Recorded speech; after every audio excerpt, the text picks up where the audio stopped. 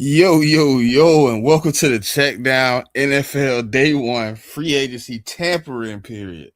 Man, it's been exciting. We 2 hours in, man. There's been so many signings, so many changes. Some of the markets I think have been definitely skewed. Man, I mean, the wire is open. Everything is moving. But man, Dre, how you feeling today, man? You got a few good signings that you wanted?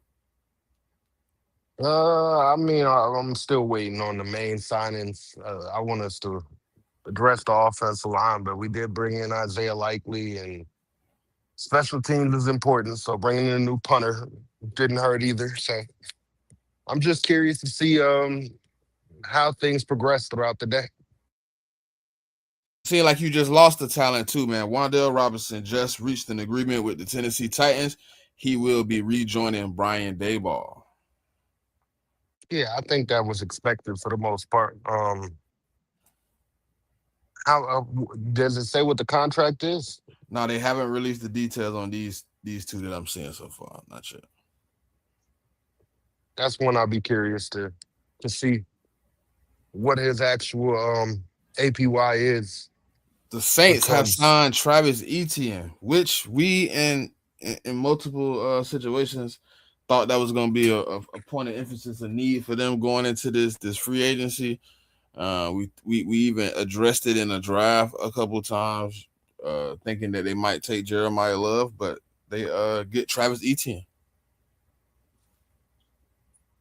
yeah, that basically takes him out the running to your point of taking Jeremiah Love. So we'll see what direction they end up going. And that's what I like about free agency, right? Because I think we get kind of fixated on these players that everybody likes. And then after free agency, you kind of got to change up your thought process for the most part.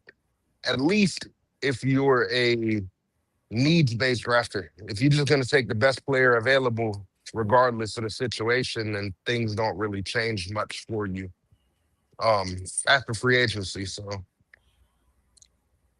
I think JMIK, we're what's good, starting my to see brother? the scope of how things are going. What's up, JMIK? Jahan Dotson just signed with the Falcons. Yeah, so we got the deals Wandale got coming 4 years, 78 million, 38 million guaranteed. That's not bad, honestly. No, but they kind of crashing out because we ain't signed a receiver yet. So Tonga just signed with the Chiefs. yeah, I seen that, man. That kind of hurt, man. I ain't gonna 3 lie. years, 21, 14 million guaranteed. But the thing was like, I mean, like we wasn't giving him for what he does, man. Paying him $7 million is a lot for what he does, man. So, and I hate to see him go, but I mean, I'm glad to see he got paid though. Jahan Dotson got 2 years, 17 million with 15 million guaranteed. 10 And million y'all guaranteed. talk about that Linderbaum deal yet? We was getting to it. I'm just going down the list, Mick. Okay. I'm just going down the list that I Hey, had. Okay, so Tyler Linderbaum signs with the Raiders, 3 years, 81 million, 60 million fully guaranteed. That makes him the highest paid with 27 million per year.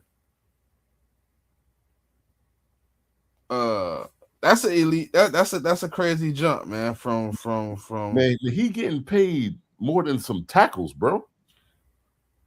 Like, let me say, he getting paid more than some Nick, tackles is, bro. listen, Andrew Thomas is one of those tackles. hold on. Mike Evans has cut his list down to 3 teams: Chiefs, Bucks, Chargers.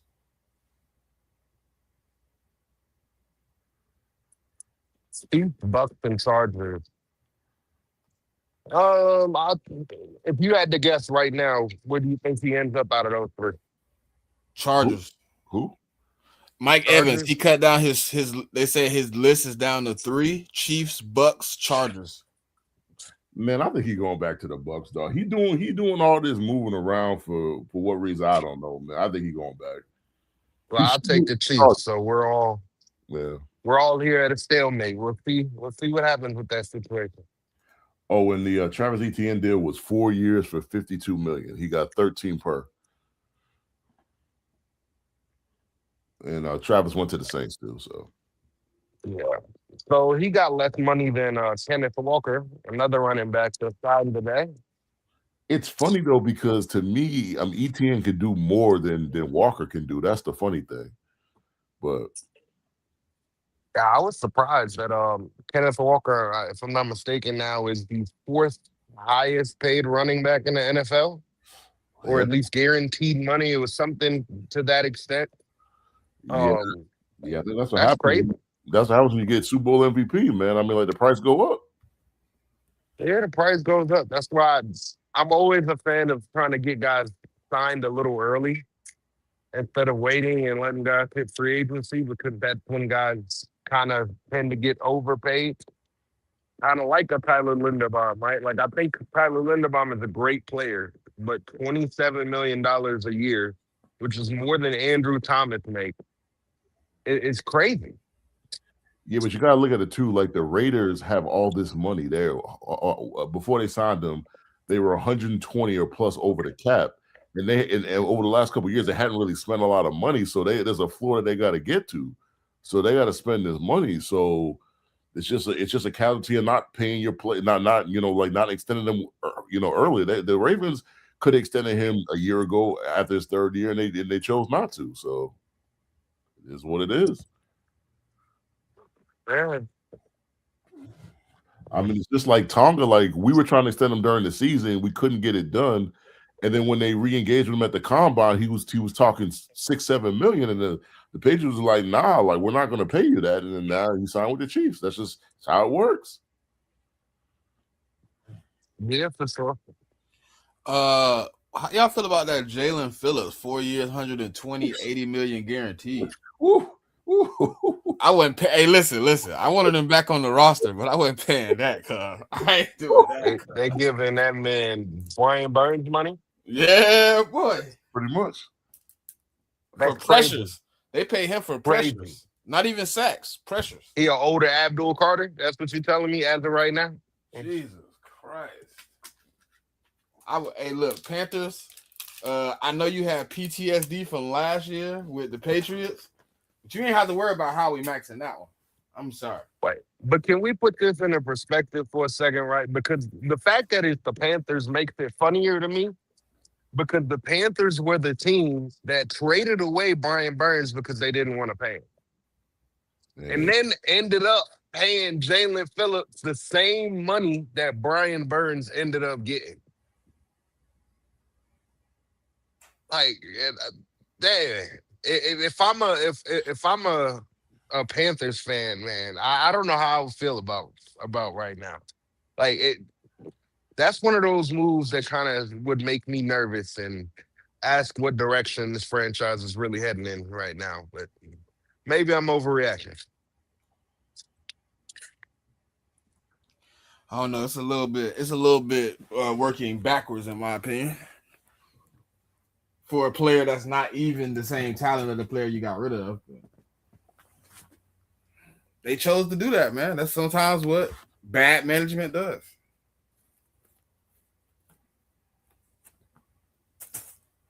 That's why a lot of teams and their front office don't get along, because the teams are in bad shape, man.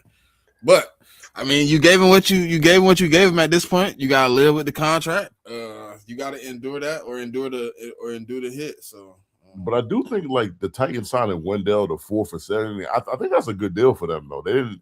I wouldn't call that an overpay. So, I just think it's more than the Giants were willing to offer. JMIK, your fan base is so hilarious, fam. Bro. They're crashing out, man. Like, 2 hours in, we ain't got a wide receiver. We're gonna suck. I'm like, bro, y'all gotta calm down, bro. But the one dude said, bro, if AJ Brown was to get traded to another team, yeah, I probably do something bad to myself. I said, no, it's not that serious.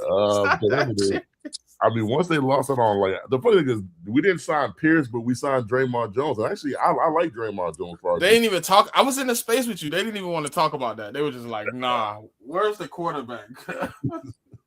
Yeah. It was pretty bad. I ain't gonna lie.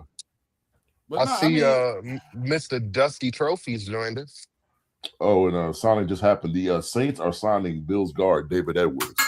Hey. I mean, like, the Saints is making big moves. You know, we so no more Ione and got jumped on. You know what I mean? Got fully attacked got berated, but they just went and signed one. So now they out of the deal for that guard. Nah, I came quarter till and nobody was here. That's why I asked, was we starting at 2, but nobody said anything, so I'm back. Oh, and I must have missed that too. My bad. Yeah, I was watching The Wire. I ain't gonna lie to you. Fred Warner. Is there any truth to the fact that y'all might trade Fred Warner? What are I you don't hearing know, there? dog. I don't know. We don't leak anything, so I don't know. I don't see them trading. I mean, maybe Trent. Maybe if you get enough good enough return, I can see that. But Just asking. There's reports the Giants have been calling about Fred Warner, and I had to ask. man, I can't fathom that the Niners would trade anybody to the Giants, though. I mean, I'm that's just crazy. saying, like certain teams will not trade with other teams, bro. That's just the way it works. I mean, we ain't do nothing to the 49ers. I mean, you beat them in the 90s, didn't you? I beat them in 2012, well, 2011, not 2012. Excuse me, too. But that doesn't matter. But getting back to the free agency, sir, how you feeling about the stuff that is coming out around your team right now? Former Bill David Edwards is signing with the Saints. Oh, and he got $61 million. What the world? 61. How many years? 4 years, 61. Oh, so he So 15 per. 15. That's actually not bad. Not bad. That's not bad money for a guard. See, but that makes that Linderbaum contract just look even more ridiculous. I'm sorry. The Giants released JMIK Gilliam. Good. We signed an all-pro punter today. So he was the highest paid punter for maybe all of 2 minutes until the next punter was signed. But the Lions are signing Cade Mays.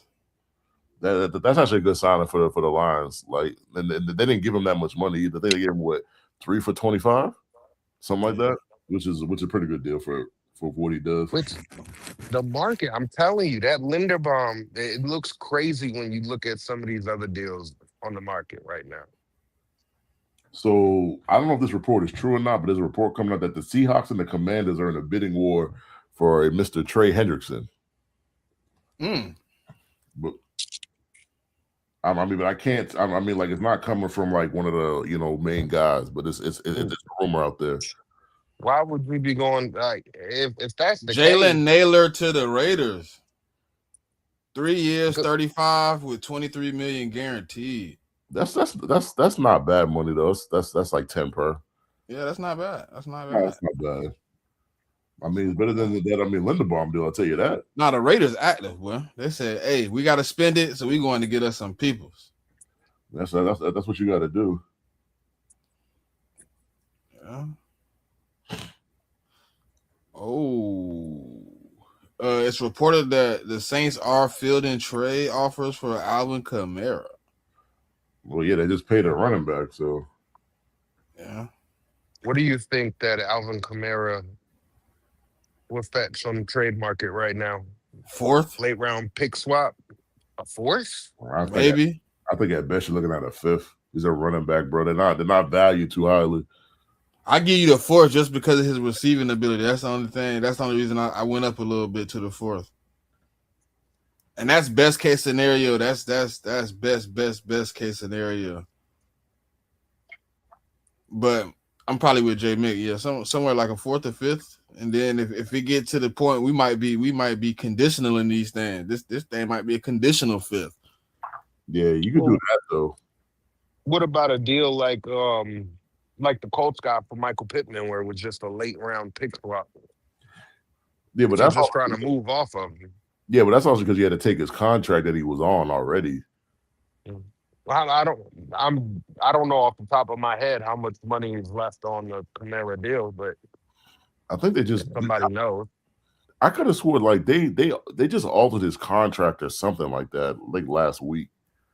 I don't remember the details, but I remember seeing a tweet about it. Oh, you're right. Yeah, you're right. It made it easier for them to move off of him. This was what the report was. So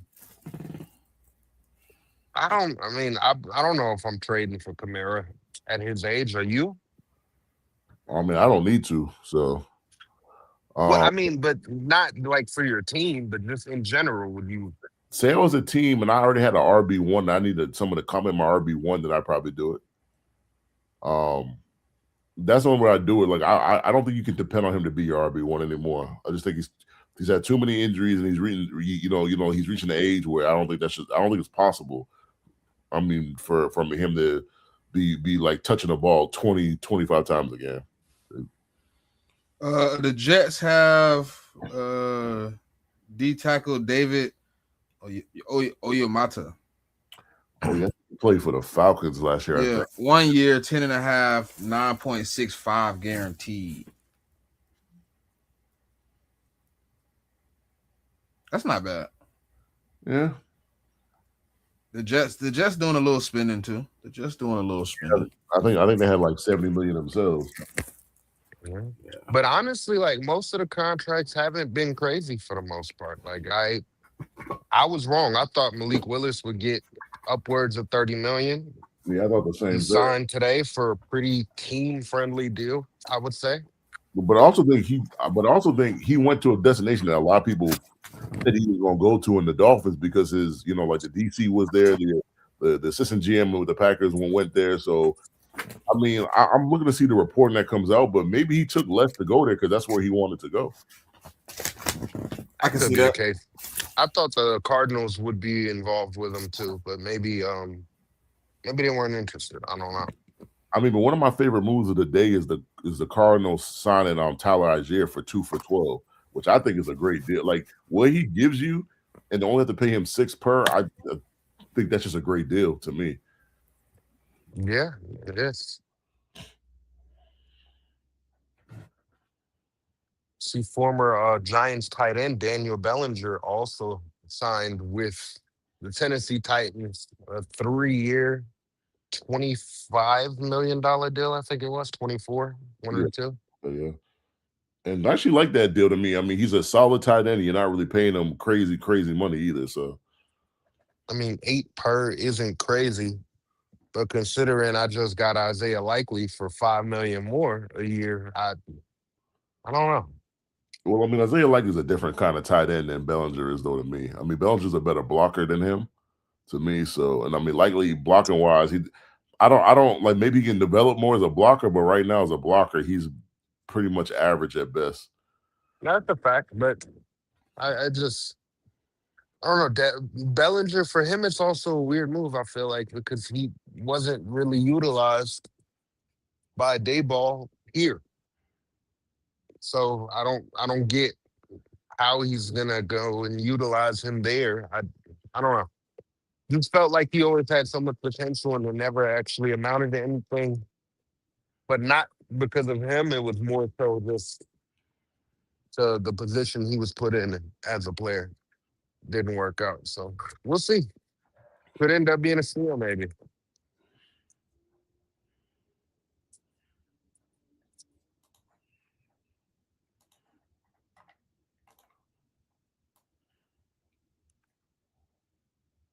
Who's the top free agent remaining in y'all opinion?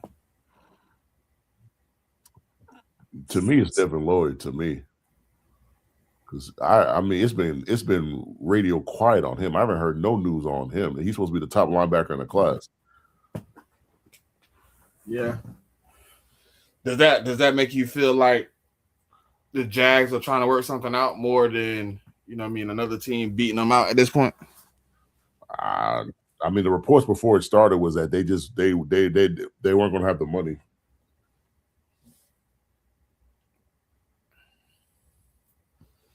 Trying to think. I would say Jermaine Illuminor. That's my pick. Um, he thinks he's the best right tackle in football. He did have a great season last year, or a pretty good season. Fell off a little bit down the stretch, but I do think he's one of the better tackles that's still available. And I don't think his price point will be crazy either. So I think it'll be good value. But we'll see. This market, I don't know. This market is crazy to me. I think the Kobe Dean, I mean, is one of those ones that's kind of tricky to me because there was so much juice behind him going here, him going there, for him to still be out there, still be available. Kind of be confusing when I hear these reporters talk sometimes, man. Cause they'll tell you, "Oh, this person has so much traction." We 3 hours in, and he's still sitting out there. So, And who you talking about? Kobe Dean. Oh yeah, I mean, I don't know. But there's a lot of still big ticket free agents out there that haven't signed yet. So I mean, like like to be honest with you, like Tyler Linderbaum, I expected him to be signed within the first 30 minutes of free agency, and that didn't happen. Like it took some time. So. The only reason I didn't expect it because I knew the Ravens was gonna fight. I knew they was gonna shoot their best shot multiple times before they just let somebody take them. So I was like, all right, but I didn't expect it to take 2 hours, an hour and a half. I mean, the Kobe Dean could find himself back with the Eagles, though. I mean, don't you think? It should have seeming that way. Because I mean, with y'all not re-signing Jalen Phillips, like we tried. Shit. Yeah, I mean, I don't blame you for not wanting to pay 30. I want to pay 30. I just don't think Howie was paying 30. I think Howie said, okay, well, not only giving him 30, 80 million of it guaranteed. Yeah, we like you, bro, but have fun. You did a pretty good signing today, Pop. Travis Etienne, and you got you a guard. Mm-hmm. I need a couple of cuts though, but I'll say this: I wanted us to go after Etienne. I didn't think we would though, so that was kind of a surprise to see that. But I also think during this free agency period, they understood they needed to upgrade the offensive line. And I've been telling y'all I need interior guards for a while, so it was good for them to address that as well.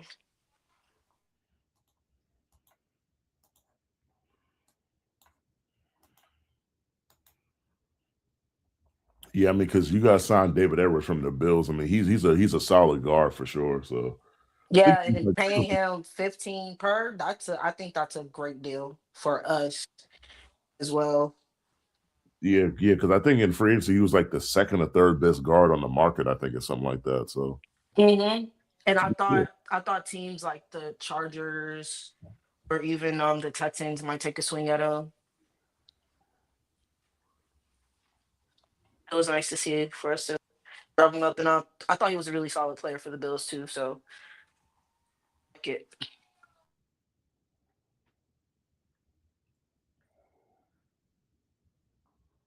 It's been very interesting, say the least. Today has unfolded some things, right? Yeah, I think you got teams who got some quality starters, also some depth pieces, certain positions for teams. Like I think a good signing in my opinion for the team was Naylor to the Raiders. I think he's a solid wide receiver to add to that pretty depleted core that they have over there. And I actually thought that deal was a responsible deal that they did, because paying him $10 million per for a wide receiver, because he's essentially a wide receiver 3, like that's pretty much what you pay wide receiver 3s that are veterans. So I don't. Yeah, and it's a 2-year deal essentially because all his guaranteed money is in the first 2 years. So if it doesn't work out year 3, you can cut him and he won't count against your cap or even hit you like with a crazy dead cap number either. So I thought that was a really good deal that the Raiders did. Yeah, I mean, because like their deal for Linderbaum kind of concerned me, like, because it was an extreme overpay. So I'm like, who else are gonna overpay? But I mean, they overpaid at one position and they kind of stayed on par with another. So that's always a good sign. But I think that overpay comes from like a situation where like you fighting with a whole slew of teams. Like sometimes you just, you know what I mean, you just shoot yourself out a little bit. You know what I mean? You bidding, you see the price kind of going up. You feel like, all right, I'm gonna just shoot this number out here just to get ahead of everybody else. and then you find out like maybe you were 3 million ahead of everybody, but ain't that like the downside of bidding wars though? You really don't know what the other team bidding. Yeah, but also you can look at it like I'm going into this negotiation saying my lowest is 20 because that's the tag, right? The tag is 20 million. So I'm not going lower than that. So for us to get a deal, we gotta compromise at some place. And I do like 27 million. Yeah, that's an extreme overpay. But to your point, you don't know what other teams were offering. Because, like, what if a team was offering him 23, 24? You're like, man, if I want to get this done, I gotta throw in an extra 2, 4, 5 million.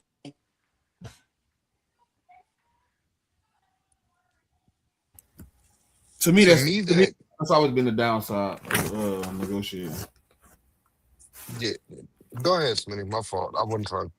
Are you good? I was just saying, like that's to me, that's the downside. Like the at that point when you're negotiating, his agent has all the power. You really can't. You really don't know what said teams offer. So whatever he brings to the table and tell you is the best offer, you either have to be like, all right, we're gonna play it by ear and see if that's really what's going on, or you gotta outshoot him, and then you get stuck in a situation where you might hear a report in a couple of days that he didn't get offered but 20 million from somebody else, and then you like, well, damn, we paid 7 extra million.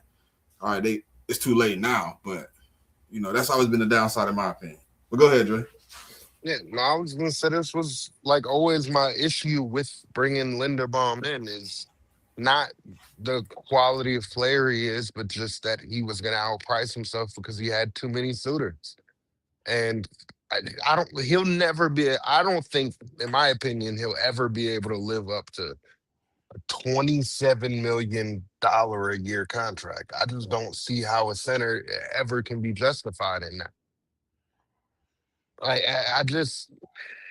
I think they're gonna look back and they're gonna regret it. And I mean, honestly, I have some other thoughts on the Raiders and their off season and some of the things we're hearing, but that's a different story for another day. And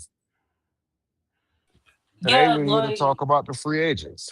yeah, like, but to the point you're making, Dre, right? You look at him at the 27 mil, then you look at the next highest paid center, and it's Creed Humphrey, and it's like, can you live up to what Creed has done? Can you do that? Are you that quality? Can you exceed it? Because you're making more than him. You're making what, 11 million more? So can you exceed his type of play? And Creed I is getting just Creed's getting 16, he's Nah, getting 18. 18. 18. So he's at So nine so more a so year. so, so you're at 9. So like I don't see him ever being of a caliber of a Creed, in my opinion. I mean, my only thing is like if he was to be first team All Pro center for the next 2 years, not saying it's worth the 27, but at least you're getting some out. You're getting That will be high a quality. justification. Yeah, like 27. Because what you're talking about is going from 18 to 27 is like a 50% increase from the second paid center. I mean, that's what you're talking about. Mhm. So I don't think you can ever. I don't think it'll ever be worth the 27. But if he plays at an like as the number one, best player at that position, then at least it. And then you could justify it to your own fans saying, well, hey, he might not be worth 27, but he gave us this great play for 2 or 3 years. Yeah, that's a fair. That's fair. Yeah, that's what Because makes bad organizations stay bad, though, JMIK. Yeah, but I said this earlier, man. The Raiders have a certain amount of money they got to spend. So it's just when you got a certain amount of money you got to spend to get, like, because it happened with the Patriots last year. We're at the point we had to spend a certain amount of money because we hadn't spent in a couple years. So you got to do what you got to do to spend.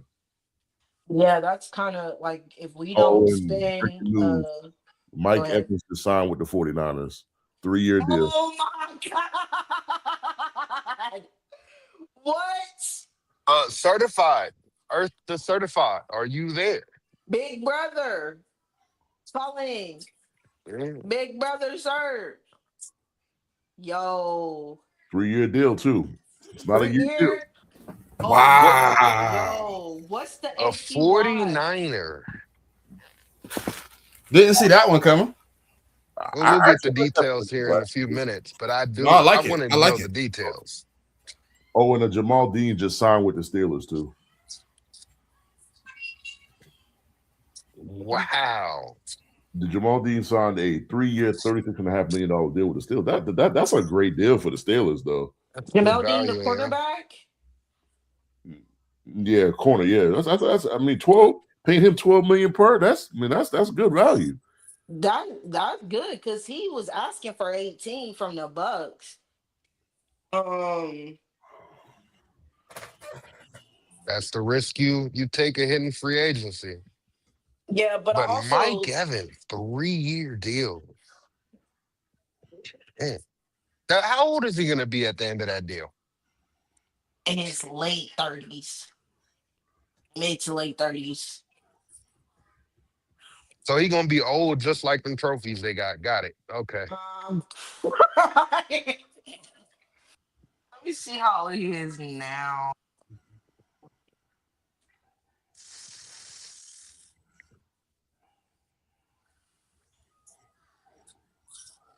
He's 32 now.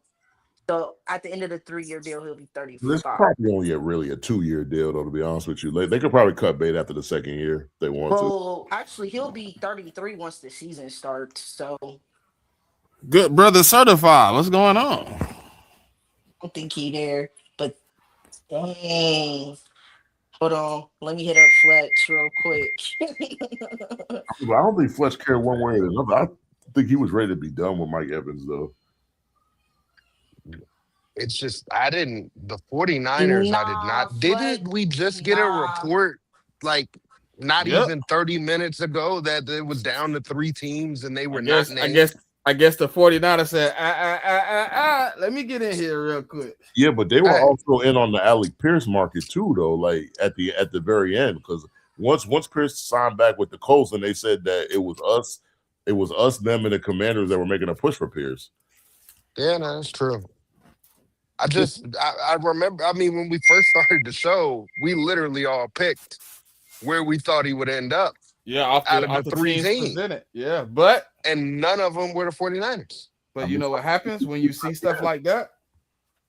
You know what happened? John Lynch called and said, "Hey, I see you. You know what I mean? You might be about to make a deal, man. What we got to do to get in there?" They had to pivot, so maybe they pivoted. After we see the details, we'll kind of know. We'll Yeah. see. Because there was, I'll just say this. Nothing's official yet. Because I saw this with, I think it was what, 2 years ago with him? And the Texans were trying to sign him before he re-signed with the Bucks. So we'll see if he's just trying to use this to Now they clear say the he door for agreed to his. terms. yeah, I mean, and you still got to. Yeah, but the I mean, yeah, problem. you still got to Yeah, sign it. yeah, Yeah, Yeah, that's but what I'm these deals, saying. yeah, they don't become official until Yeah, Wednesday, until because yeah. the league year we, officially we starts. can usually we can literally use JMIK's team. That's true. Like last year, homeboy agreed to terms with the Panthers, turned around, signed with the Patriots. Like, That's a fact. That's a fact. Happened to the Broncos a few years back too. It's yeah, not. It's Got the so rare though. player. It don't happen like every year though. That's not a. I mean, I hate this. I hate No, to see. I even hate when it happens though. Like it's kind of that's kind of like I mean, so what I'll say is like most players will like keep their word, like because that's what you're pretty much calling the team and saying to them like, yeah, we agree to terms. I'm giving you my word that I'm gonna sign here. So that's what you're doing. I get that, but it's still business at the end of the day. And if yeah, Team B called me up and they're offering me 10 million more dollars or 5 million more dollars than you are, I might have to reconsider. yeah, that's Like what I'm it's not saying. official until it's official. Until I sign on that dotted line, it's not official. This is still a but business I at the don't like end of the the but day. listen, I don't like the tampering period in general though. I've said that Oh, before. okay. Oh, okay. I don't like the because it's kind of pointless. Like because now I have to as a team I have to sit here and hope for 2 days that you don't do that. Well, I'm just saying, as a team, you should still be trying to address it. If you get what I mean, like don't just hope you're gonna get this one player. Well, No, that's I'm like saying. So what if we look. Like right now, Tyler Linderbaum, they have they put their money all in. They believe Tyler Linderbaum is the starting center going into 2026 for the Raiders. If he up and signs another contract in 3 hours, they're screwed. Yeah, but who's gonna pay him over 27 mil? Like that's what you got to take into consideration with us, man. The only I team that mean, done it was the Titans. That's it.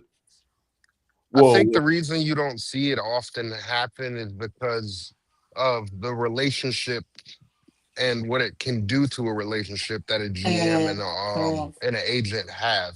Now, that's not to say like it never happens, but I just think that when you do it, like I get it, it's business at the end of the day, but it's still bad business what you're doing, and you're putting that team in a bad spot.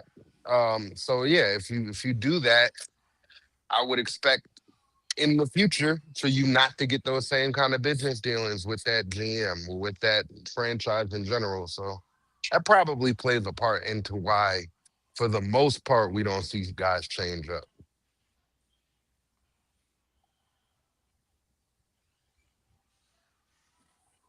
But speaking of guys changing up or teams also Mm. not being prepared and going all in on one Devin player, Bush, former Brown, signs with Mm-hmm. the Bears, 3 years, 30 million, 21 million guaranteed.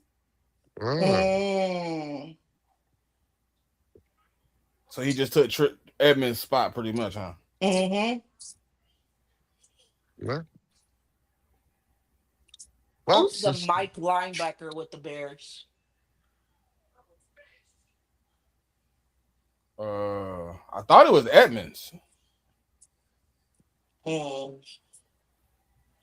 well, Okay. look, real quick, because we were talking about teams going all in on players and those sorts of things. And, there's one team out there who recently cut a wide receiver and was pursuing another wide receiver in free agency, but he decided to stay with the team that drafted him. JMIK, can you tell us what's going on over there in Patriot land? Because, like you said earlier, your fan base has been crashing out. Tell us what's the temperature over there. I mean, they want to sign a wide receiver. I'm not. I'm 2.5 hours in the free agency, bro. I'm not about to stress out. The same thing happened last year. Like we signed Diggs on day 2 or day 3 of free agency. So, or it might even been longer than that. So I'm sure they work something out. I mean, either via free agency or the trade, they're going to add somebody. So I'm just not that pressed about it. Like I mean, we signed Draymond Jones. Like I love that signing to make our edge room better. They signed Gillian from the Bills, a fullback, because our fullback was dog crap. So I mean, something like that. That's an upgrade. So I'm not. I mean, Tonga to me is a big loss. I mean, I wish we would have re-signed him in the middle of last year, but that just didn't happen. I mean, there's more than one position on the football field at the end of the day. Like wide receivers are important, but the offensive line's important, the defensive line's important, linebackers important, and the secondary is important. It's just not. You just don't solely win games with wide receivers. That's not how you win. So I'm just not that pressed. So that's how I view it. So I mean they got time to make moves, whether that's either through trade or free agencies. We'll just gotta see what they do. Yeah, for sure. I mean, could you guys be in the market for Brandon Ayuk? I think he's going to the Commanders. I don't even think there's any doubt about that. And he wants to play with his best friend, man. Mm-hmm. So I don't think there's any way around that. I mean, obviously the 49ers have to either trade or cut him first. I mean, that's the one thing I be hearing people say, that he's just automatically going to go somewhere. But to do that, he got to be a free agent first, or he got to be cut. Well, yeah, but they voided all of his guaranteed money this past season, didn't they? Did they not? Yeah, they definitely did that. But for you to sign him, they still got to cut him, though. I get that, but it's like if he's not going to play for the 49ers. Like, Was let's it be all for his real. guaranteed money or the guaranteed money for the current season? No, I think they My voided it. understanding I was think all of it. it I was think the all. contract. Like they voided it. They voided all of his guaranteed money based upon him not adhering to certain things. Oh, well then, yeah, he gone then. Yeah, I mean, but they actually have to do it first. That's the thing. And like, what's to say a team don't call them and be like, oh well, and we, and we'll give you a 4th round pick for IU. Who's to say that they won't do that? That's what I'm saying. Yeah, You yeah. just So I guess we won't really see until once the new league year starts. and they officially cut him. Well, once they cut him, if he's free, he's definitely going to the Commanders for sure. But I mean, who knows? Like if I'm a team that needs a wide receiver, and I know that that's the case. My only thing is about Brandon Ayuk. Like I don't know. For me, when you do stuff to avoid that kind of money, it was like what 40 something million in Garrett. Like I just can't trust you, man. Like I don't know what you're going to do. So I don't know. Like I wanted Brandon Ayuk at a time last year when they said he was on the block to be traded, but his actions lately, like I don't want to trade for him. I mean, honestly, I wouldn't want to sign him in free agency either. Yeah, I agree. I would be very hesitant to sign him. I just don't know what he's going to do at this point. I mean, yeah, you could pay him and then he could be like, I didn't get enough, so I'm just gonna now do what I want to. Yeah, I mean, you just can't trust him at this point. So now he on the prove it deal, right? He should be. I mean, even for the Commanders should put him on a prove it deal. Yeah.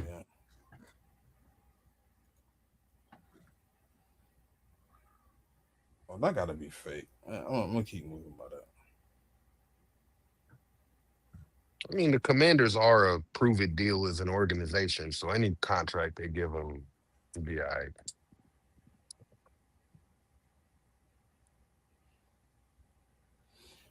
This Malik Wallace contract is very, very affordable. Yeah. Yeah, his salary for 26 is 1.25 million. Mm-hmm. They needed that though with that cap hit from that dead cap from Tua. And his 27 guaranteed salary is 21 and a half. But this year he's not missing out because the signing bonus is 22 and a half. So if you look at that, like your 26 salary, like he's gonna make 24 million this year. Yeah, they just did it to where he's not hitting a cap any more than is going to, because they're splitting that 99 million over the course of 2 seasons. So yeah, and they also leave themselves open. If he's not good, they could draft a quarterback next year, and then after 27, they can get rid of him. It's being reported that Mike Evans leaving Tampa was a decision made not about money. The Bucs were presumed to have made an aggressive offer, possibly even a better offer than San Francisco. What was it about? He said he wanted new challenges going into the last years of his career and an opportunity to have deep playoff run. Okay. So basically, he wanted to go to a real organization, is what he was saying. No, basically, well, I'll say. So why did he go to the 49ers then? Oh, wow. No? I'm not going to address that. Okay. I'll just say this. Mike Evans was very dissatisfied with the team the last 6 games of the year last year. And then specifically the Bucks and Falcons game, the last game of the season, where the Bucks gave up 28 yards in 3 plays, something like that, to win the game with a walk-off field goal. Like, Mike Evans didn't even stay on the field for them to kick the field goal. He stormed into the locker room, and it was reports of him yelling and cursing and stuff like that. So you can see the breaking of Mike Evans with the leadership, specifically the head coach here. So I thought they would potentially be able to work it out, but with what Smitty just said, kind of leads credence to what I saw last season.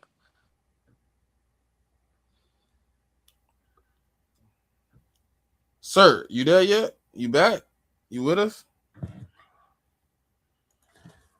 He can't be after all them shots I was taking just now. Like, I mean, maybe he's on a phone or something. Ain't no way. He might be busy. It look like it's still hot out there though. Like it ain't Jalen Watson deal. 3 years, 51 million, 25.9 fully guaranteed. So they basically just decided to take the whole Chiefs cornerback room. They say we'll take him too. Don't worry about it. Don't worry about it. Well, I mean, they don't got to go in and address that situation at all. You know, they might be the favorites to win that division next year. I mean, they were the favorites to win that division the past year, and they still lost it. Yeah. Well, I think they'll be the favorites again this year. Is what I'm saying. I don't see another team in that division that is gonna be able to keep them from winning the crown this year. At least not one in the state of California.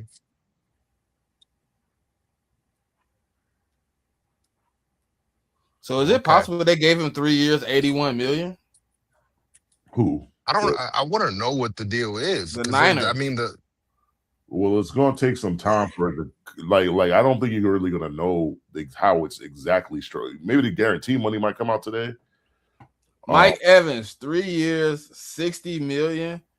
They haven't released the guarantee. Yeah. wait, that's it. Yeah, 3 years, 60.4. It's 20. So 20 a year. I mean, I'm gonna guess if he's only getting 20 a year, that 45 of it is guaranteed. Probably something like that. Yeah, but there was also a rumor that there was a bad team that was like offering him money, like more money. The rumor was 27 a year. Yeah, so it must have been a bad team. He's just like, nah, I'm not doing that. The Browns.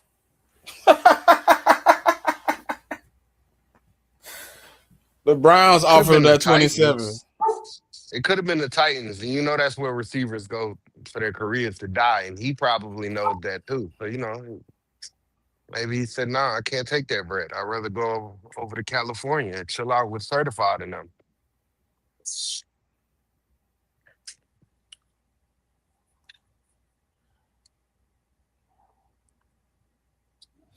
Yeah, this is kind of interesting, man. That he now I do want to know who offered the 27. I mean, it'll come out at some point. Yeah, I know it will, but I'm just curious. Who was the team that was like, you know what, we're gonna go all out? And then he was like, nah, no thank you. No thank you. I'd rather go pay high state taxes and make 20 million a year than come pay for you. He chose to play with Brock Purdy over Patrick Mahomes. I don't think Pat them offered 27 though. No, if anything, they offered in that ballpark. No, if anything, they not probably of offered but like the 20. If anything, I believe they probably the ones that offer the least. I think so. Oh, I don't know. I mean, they're paying Kenneth Walker 15 a year. That doesn't sound like a team that's trying to save money right now. I mean, but think about it, like none of their wide receivers are really paying big money to. I mean, the left tackle they just drafted. I mean, you know, the center and the guard they're paying big money to. And then they chose not to pay either one of their corners. So it's like they have the money to give the running back that kind of money right now. And I mean, Kelsey came back, but Kelsey's getting paid $15 million. So, and the only running back they had under contract was the rookie they drafted last year.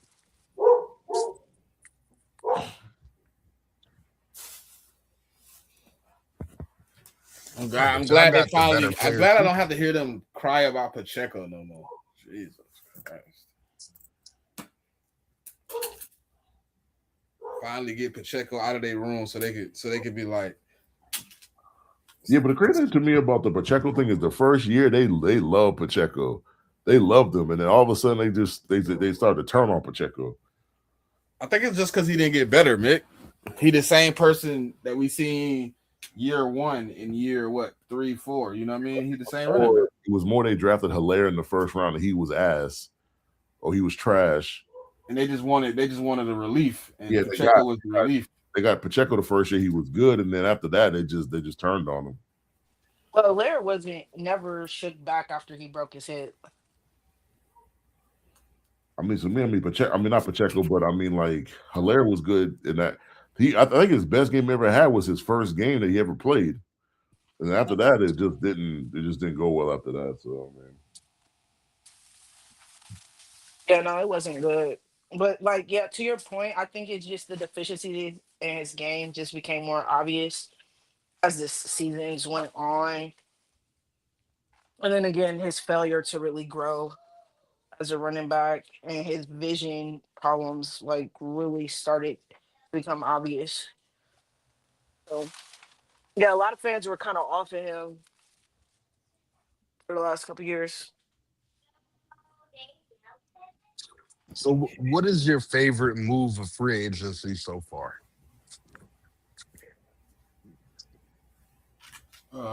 Favorite move? Yeah, any team. It doesn't have to be your own. Just any team. Um, I think Malik Willis to the Dolphins. There's so much hype around like how good they believe he can be. Is you know what I mean? How good they believe he really could be after developing in Green Bay for 2 years. So I really want to see if like he lives up to the hype because I think like obviously they going into a bad situation, but if you can get a guy that can kind of right the ship for 2 or 3 seasons and maybe even get an extension at the end of these 2 or 3 seasons, then you kind of like don't lose out completely on the money you paid. You know what I mean? So I think Malik Willis is probably like one of my top signers. I like. I'm a cheat, but it was I guess it was like a trade and sign, but Rashawn Gary for the Cowboys. I think that was a great move, and it kept them from just throwing a crazy bag at Hendrickson.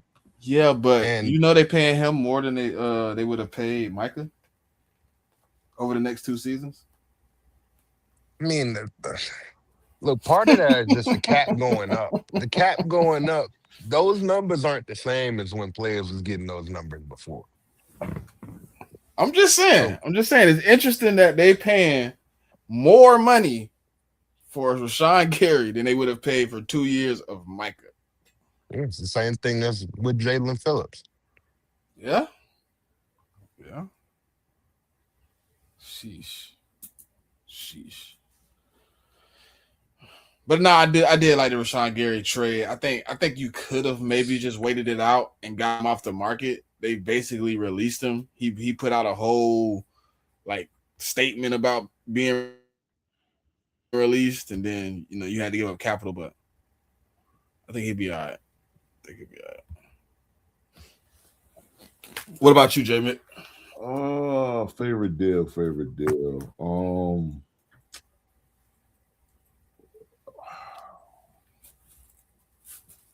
I mean, I'm trying to think what the deals are.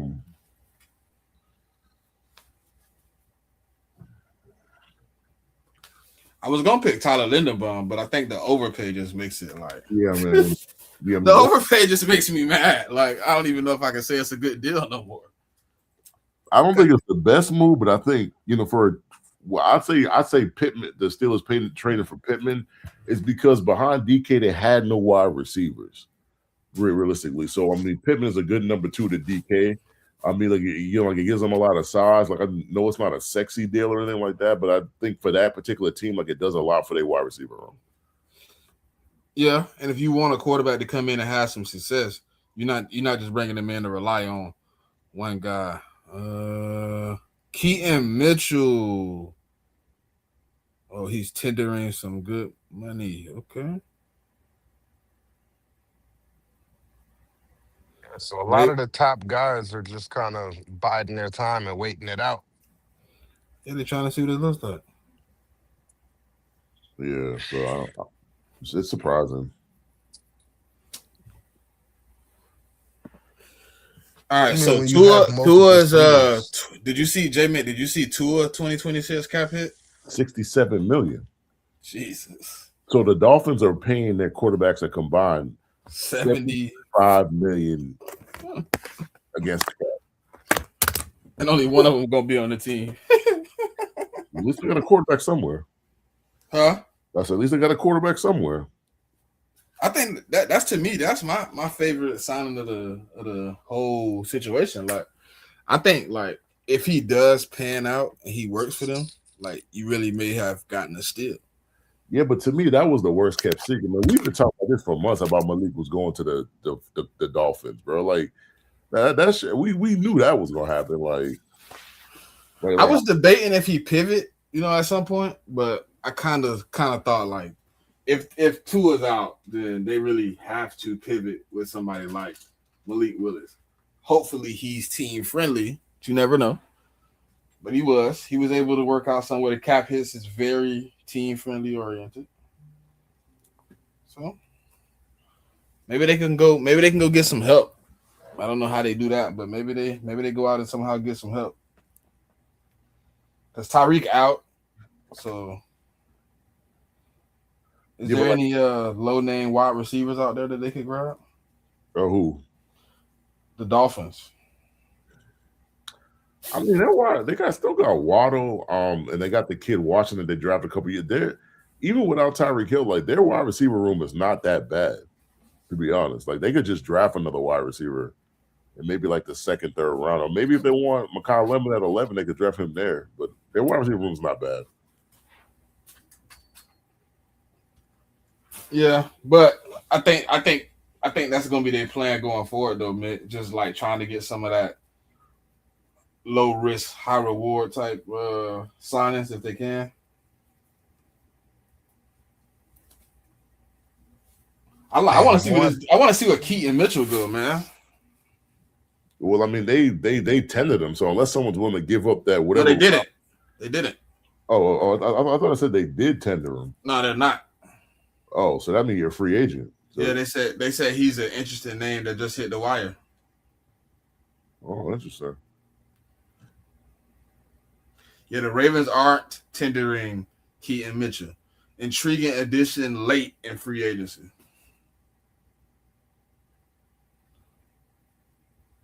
So that must have been a back and forth situation where they like, do they want to or do they not? He's so fast, bro. Yeah, but like they still got Derrick Henry and then they got Justice Hill though. I mean, Justice Hill's a fast running back too, though. Yeah. If you I like Justice Hill too. Keaton Mitchell, you could just draft another guy. Draft him late, 5th, 6th, 7th round, and just do that. I mean, the Ravens. They've been pretty successful at like drafting running backs late in the draft, so I wouldn't be too concerned if I was a Ravens fan. I'd be more concerned for the Ravens. That offensive line is going to be pretty bad. They don't got Linderbaum. The 2 guards are bad. The only solid lineman they have is Ronnie Stanley at the left tackle. Everything else is just I don't know what to tell you. Don't they got Rosengarten? He didn't play well last year though. They got Daniel Falele too, man. Rosengarten will be all right, man. Boy, he was terrible last year. And then the other guard, the guard of the USC that got hurt at the combine, he didn't really have a good year either. Voorhees. He didn't play well last year either. You don't like Daniel Falele? Yeah, that was a year removed from injury. That's crazy. Isn't he a free agent? Who? Falele. I don't know. I know all Raven fans hope he is, and he hope he don't come back. Yeah, but I think a lot of Raven fans fail to realize that John Harbaugh was not the guy that was keeping these players. It was your current GM.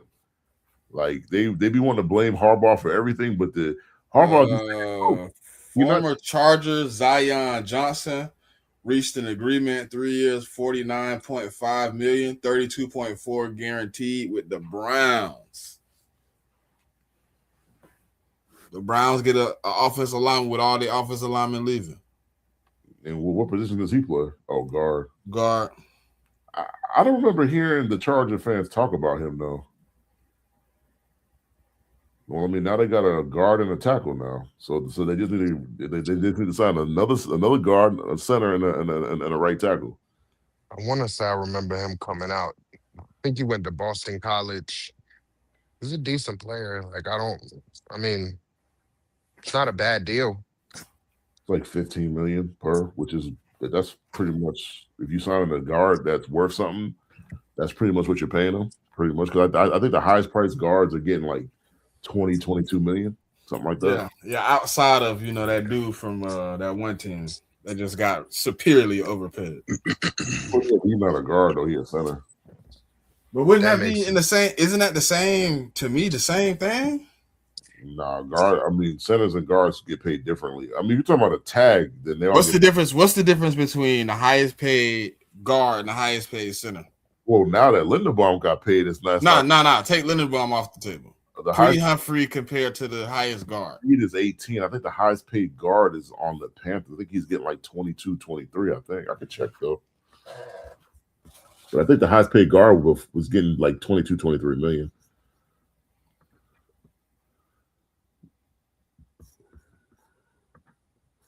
But I mean, we could definitely check on that. Bruh, I know that got to be a joke. So looking at left guard, the highest paid left guard is Tyler Smith for the Cowboys. APY is 24 million.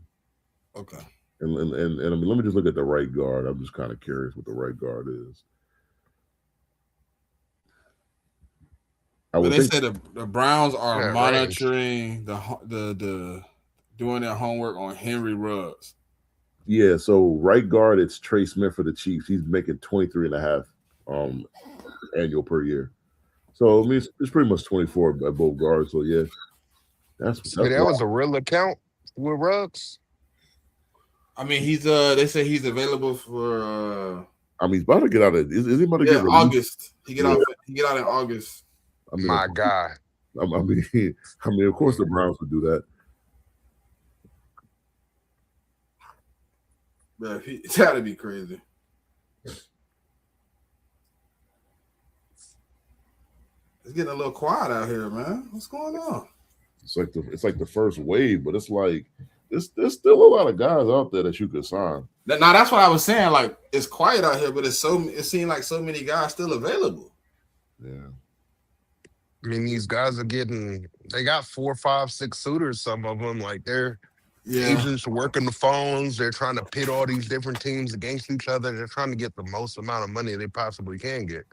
Yeah, true. You're right, brother. They trying to fleece people out here like Tyler Linderbaum did.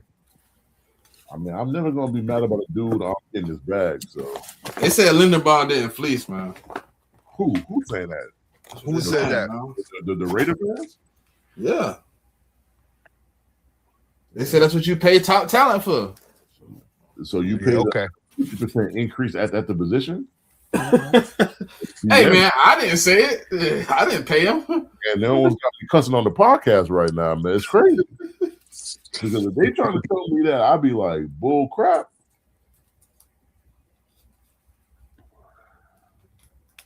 I mean, I think they're looking at it from the perspective of having a rookie quarterback coming in, having a vet center. They can help each other. So you pay that type of, you know what I mean? Can we tell the truth about that rookie quarterback? Listen. No, we can't. He hasn't played it down yet. We can't tell the truth about somebody that hasn't played. So I want to pose a question, right? Who do you think is a better and don't think about Cam. Don't do it. Don't do it. I was there for that. Let's do it. Let's do it. Don't do it. I mean, we don't got no other news to talk about. So let's talk about it. I mean, no, we're not even talking about, but just like a question. So who do you think is the better prospect coming out of college? Cam Ward or Francisco Mendoza? Cam Ward. What? I don't know how that was a question this morning, bro. I do, but I've been hearing people saying. I was in that space with you this morning, bro. I was in there. It's Cuban Tim Tebow, man. Listening though, the thing I was in the space, but I really wasn't listening though. I was listening, and when he said it, I was like, "Huh?" Yeah, Cuban Tim Tebow, man. Man, I'm not gonna do him like that. He's better than Tim Tebow. Yeah, he's better than Tim. He's better than Tim, but he's the Cuban Tim Tebow. Y'all gonna see. Nah, he better than Tim, bro. Tim had no ability to push the ball at the field ever. Y'all just wait, man.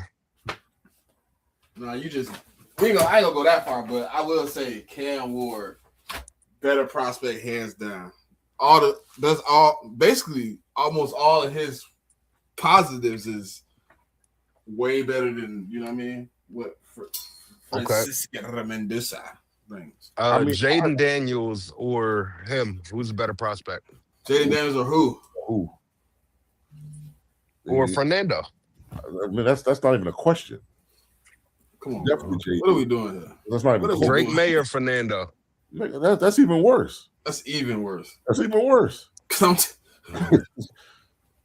going like on? just and compare Fernando to all. Just personally, look, we gonna have to do this on a future episode. I want to go look at all of the first round quarterbacks drafted in the last 10 years, and I want to compare them as a prospect, not what they ended up doing in the NFL, as a prospect to Fernando Mendoza. personally, And I don't think he's gonna be towards the top of that list. I'm gonna be honest with you. Personally, you shouldn't be comparing them to Caleb, to JD, or to Drake.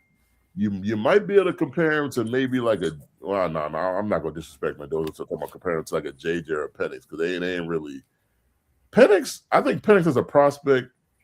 Like I think that might be more of a comparison. I don't think people view JJ as a prospect that highly, to me.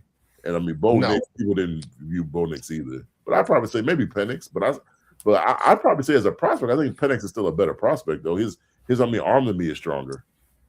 Yeah, but Fernando would have went before him just because of the injuries and stuff. So yeah, that's one. But even then, if we put it in a perspective, we're saying that Fernando Mendoza would have been the fourth best quarterback in the draft 2 years ago. See, that's yeah, I mean, as far as probably evaluation, yes.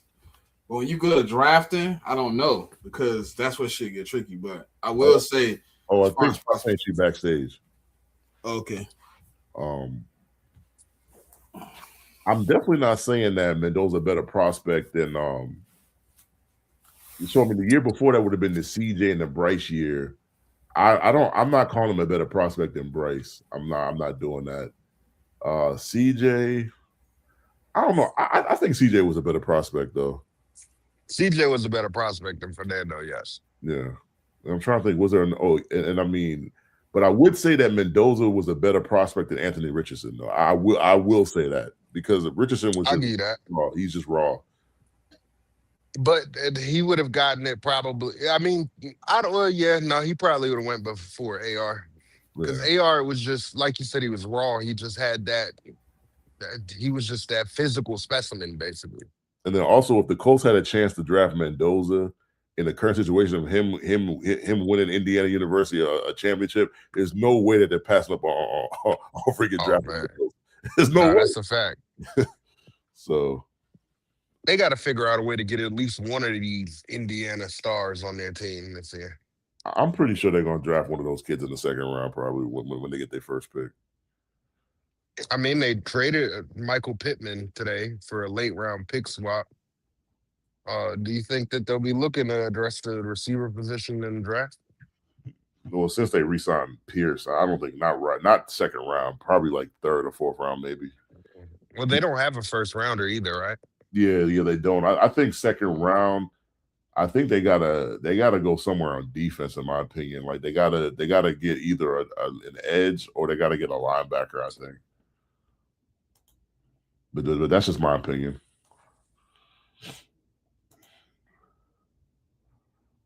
We're gonna have to do a post free agency mock, right? Yeah, because I think the mock's completely changed now. Like obviously now the Saints they don't need a running back now, so that's not even or a guard. So they don't need that. The Chiefs don't need a running back anymore because they just paid one. I'm trying to think who else in the top 10. The Titans acquired the Titans still need a wide receiver 1 to me. I mean Wendell's a 2. So that doesn't really serve the issue. No, I don't think much changed for the Jets either. The Jets have made a few signings, but like nothing that would prevent them from going any direction outside of maybe. I mean, I think it's safe to say they're not going to take a safety. Yeah, I still think 2. But I still think they need to go edge a linebacker though. I don't think that's changed. Well, I'm saying that they kind of have they have like the same kind of needs. There's not going to be much change there outside of maybe the safety position because today they did trade I want to say 6th round pick for Minka Fitzpatrick and then gave him a 3-year, $40 million extension. So, but why not pair up Caleb Downs and Minka? And I get Minka getting kind of older, but you could pretty much play Minka anywhere. And a lot of people you could play Caleb anywhere. So So why not? you want young Caleb Downs and old Caleb Downs on the same team? I mean, who better to train them up than Minka? I mean, and the thing is, you don't got to take Caleb at 2. You got to hope that he falls. Like say it's the 10th pick and he's still there. Maybe they just try to trade up and go get him. I mean, that's not crazy. I mean, they got the ammunition to do it. But yeah, but at 2 is what I'm saying. At 2, like they're not taking a safety after the move that they just made. Like I get it. Yes, you could pair Caleb Downs with Minka, but not at 2. You're Nah. not doing that anymore. When there was a thought that they could at one point take Caleb Downs at 2.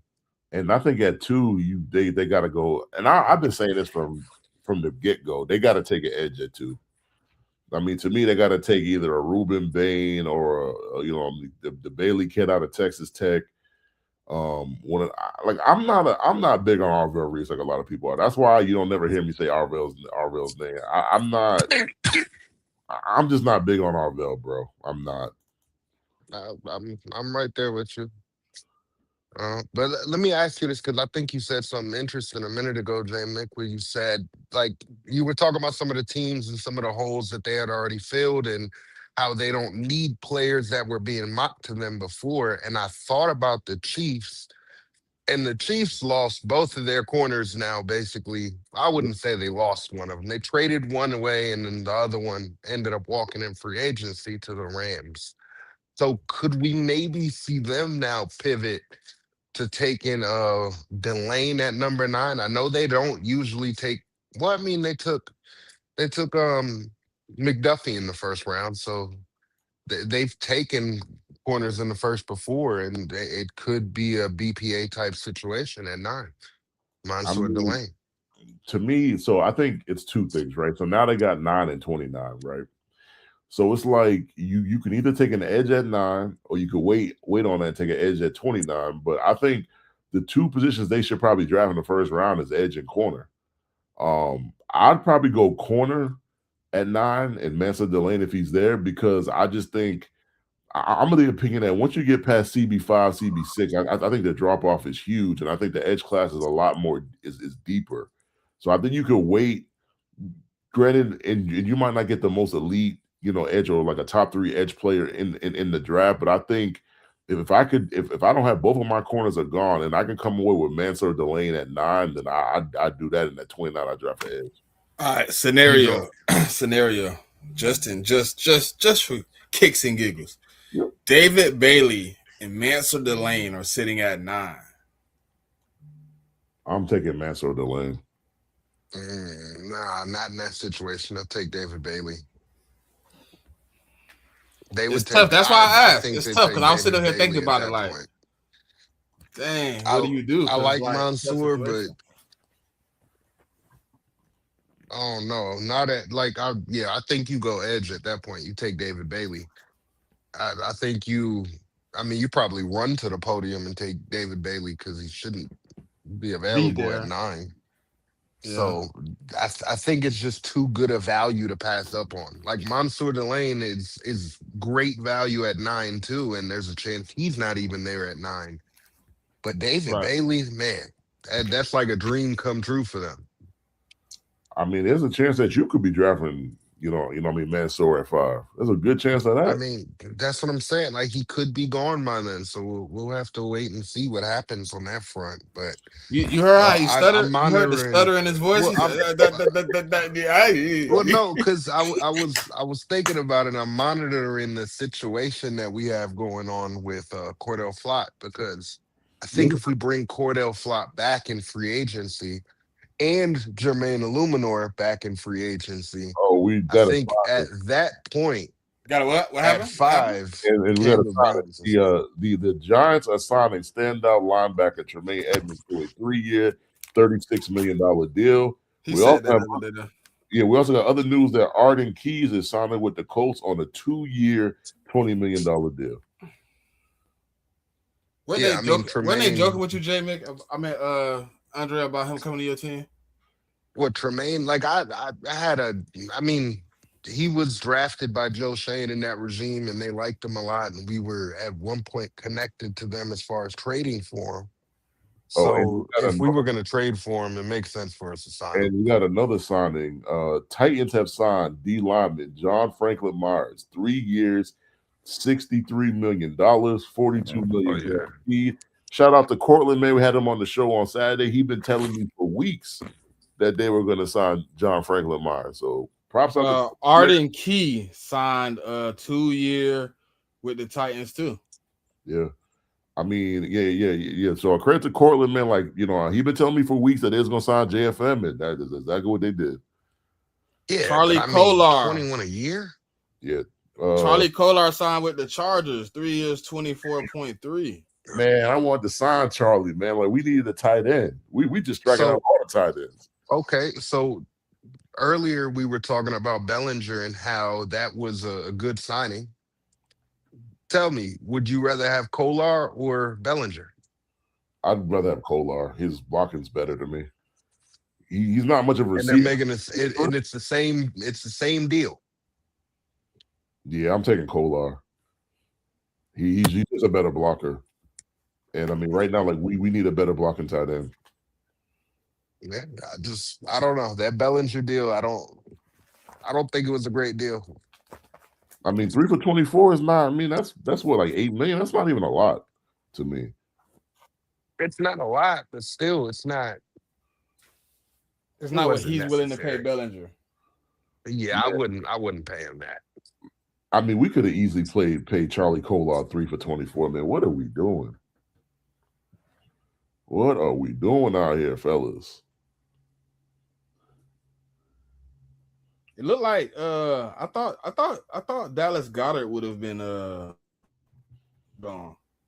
I mean, nobody probably want to pay him the money he's trying to get paid. Or it's just multiple teams are calling about guys. Like at this point, I don't know. I don't know what's going on.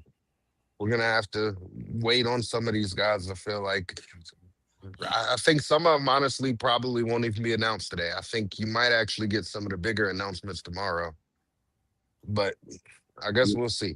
And I said earlier that they were saying for Trey, I think I mentioned it. It might have been here in the space that they're saying that the Commanders and the Seahawks are bidding for Trey Henderson's services too. Like that was a rumor out there as well. So.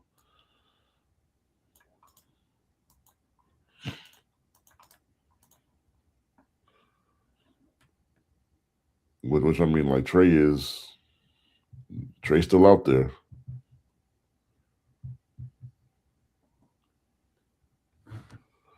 So I mean, we're talking about no action, and like we got about 3 or 4 signings in a row. We got a little spurt. Yeah. A little spurt. Okay, so the Patriots seem to have interest in Romeo Doubs. Man, half the dudes in that Patriot space do not want to sign Romeo, bro. They're not excited about that at all. I mean, I think Romeo's a good wide receiver. He's just not a wide receiver 1. That's all. I mean, how much are you paying Romeo Doubs? You better only be paying him like $20 million at the most. I don't think you should make any more than that.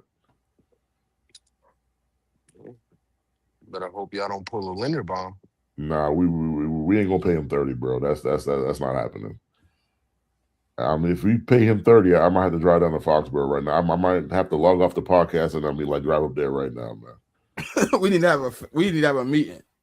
Because no way you should be paying Romeo Doubs $30 million. The Bears' Dominique Robinson is headed to Houston. I don't know. And what position does he play? Edge. Okay. So Houston gets more edge depth? I never even heard of Buddy, but okay. Well, that's just a depth move because obviously, they have their 2 main guys.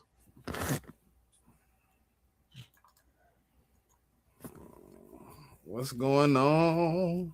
Yeah, I mean, Kolar, Kolar thing kind of hurt. I ain't gonna lie. Yeah, I think it hurt both of us. I don't even got a tight end on the roster right now. I mean, I only got 1 myself. At least you got 1. I got 0. I got Hunter Henry. That's it. They're gonna have me double down in the draft. That's gonna be nasty. Actually, I wouldn't mind doing that, to be honest, though, because I think the draft got a lot of good tight ends in this class. So I wouldn't be opposed to that if that's what the Patriots choose to do. Plus, I think we got like 11 picks or something like that.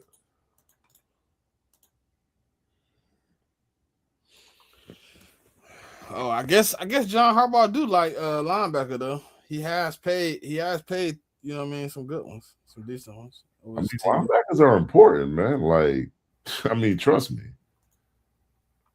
Yeah, no, for sure. You need linebacker play. And I think we'll probably still add another, maybe even in free agency, but definitely in the draft. And you gotta, I mean, you kind of gotta build from the middle out. Hey, JMIK, your boy Savage is a complete disarray. Yeah, I first of all, calling him my boy is like an insult personally, but I'm just saying. I mean, y'all was in the space. Y'all Patriots fans, you know what I mean. So you agree with every Eagle fan? Nah. I look at it the same way, man. Nah. But if they would be like your boy, I'd be like, well, he my boy, but not his takes. His takes kind of trash. And then he completely went off he went off the deep end. Yeah, I mean, Patriot fans are so hungry for a wide receiver, man. That's just like sometimes you got to be patient, man. Let it fall how it's supposed to fall. Being greedy will get you finessed. Well, yeah, to get you the finesse, you sign a bad deal with a guy that's not worth the money. It'll have you out here looking like the Raiders. Let's tell the truth, guys. Honestly, man, you saying that, but I'm glad they signed Linderbaum because over the weekend I was in them Raven spaces and they was talking about how they're going to sign Linderbaum and all this and the third. I'm glad he got the bag somewhere else. I'm glad that they signed Linderbaum too because I did not want to be the team paying Linderbaum like a tackle. Oh, Cordell Flott is now a Titan. 3 years, 45 mil, 32 mil, fully guaranteed. He's spending that money. So yeah, I almost said some words on here I wasn't supposed to be saying. So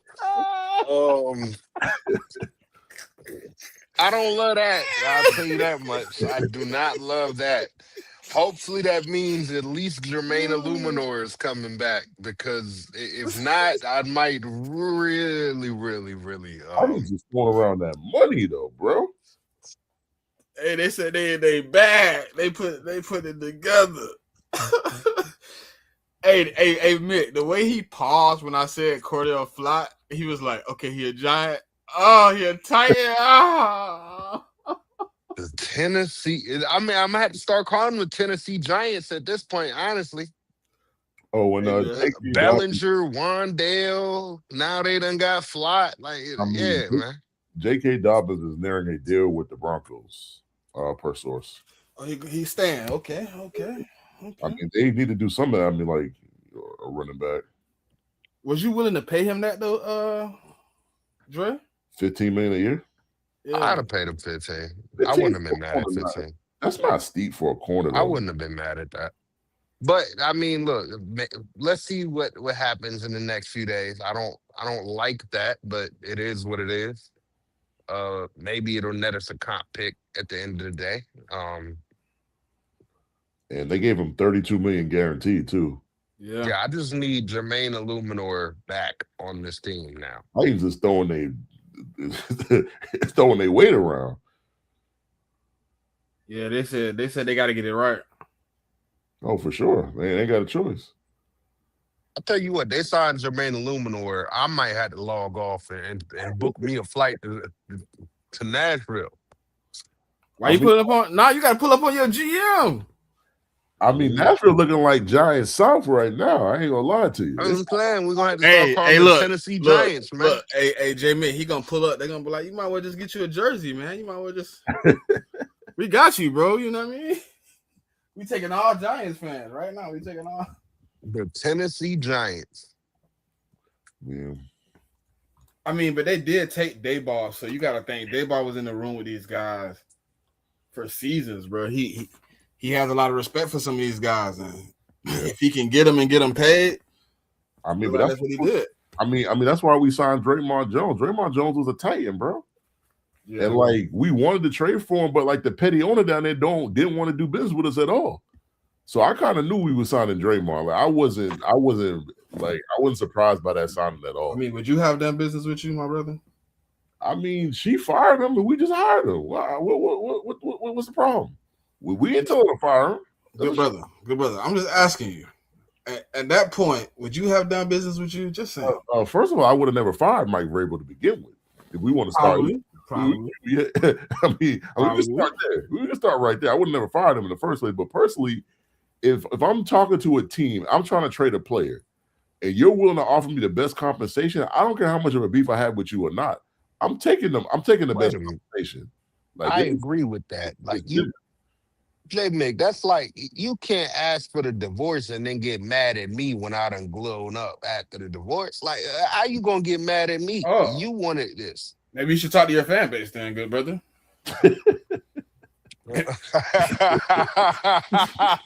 I'm just saying. I'm just saying, bro.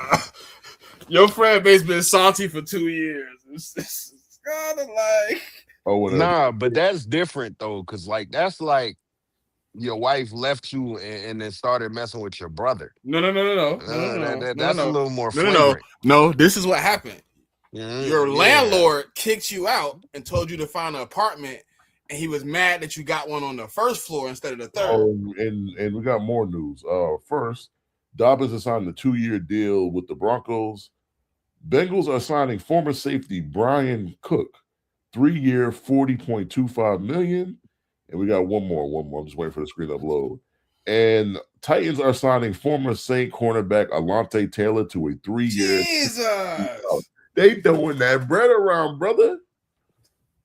They said they ain't gonna be the same Titans as it was last year. So they just paid they will. corners. They paid Alontae Taylor 20, and they played Dre's guy 15. And then they still got old boy on the roster, right? Who? The one from the Chiefs. Oh, with the Titans? Yeah. I don't think they signed the Chiefs corner, did they? No, they got the one they traded for. Oh, nah, he is. I mean, excuse me. I mean, he's about to get cut. You think so? He's played 6 games in 2 years, and then he's also got off the field troubles with that whole, like, I think he shot someone at a car wash or something like that. Yeah. Allegedly. Throw allegedly in there. Excuse me. Allegedly, that's what he did. Allegedly. I don't think Snead is going to be on that team coming 3-4 weeks down the line. But if he does and he's healthy, I was just saying, if he does and he's healthy, I mean, he might be in a good spot. Yeah, maybe. Oh, and we have another signing. Josh Jobe is re-signing with the Seahawks on a 3-year, $24 million deal. It's actually a good deal for the Seahawks, actually. So would you rather have Daniel Bellinger or Josh Jobe? Positional value. I'd probably take the corner. I think corners are important in this league, right? You know, like this. All right. So far, I've asked you that on 2 guys that have gotten similar contracts, and you said you would take both of those players over Daniel Bellinger, but it's still a good signing. I mean, don't mean I think it's a bad signing. I think Daniel Bellinger would not have been at the top of my list, but like if the Patriots would have signed Daniel Bellinger, I wouldn't be mad about it. Like, I mean, he's not like they're paying him $10 million per. I mean, it's like 8. It's not bad. Yeah, the Titans throwing their weight around a little bit right now. You gotta start calling them the Giants now, man. Nashville Giants. Nah, they taking more than Giants no more, man. They just took a Saint. So. I mean, Titans is trying to have that like Patriot turnaround for what I see. The way they throwing around this money. I think that's gonna be the new thing, Mick. Finish 4th place, you change everything up. We going all in the next season. You gotta be careful about that, man. That doesn't work out for everybody. It don't, but I think that's gonna. But you know, this a copycat league. Like, come on. You don't think people are gonna try? Like, okay, look at the schedule we got next season. Let's just go all in. If we miss, we miss. But this is our best chance. Let's try it now. Or we got hardball now, so you know we gonna win that, right? God, I was talking about the Titans though, because like y'all not throwing around. Like the thing is, y'all aren't throwing the bag right now. Like, y'all not throwing. That's because we don't have as bad of a roster as the Tennessee Titans either. The Tennessee Titans roster is terrible. Yeah, I definitely can't argue with that. You got a point there.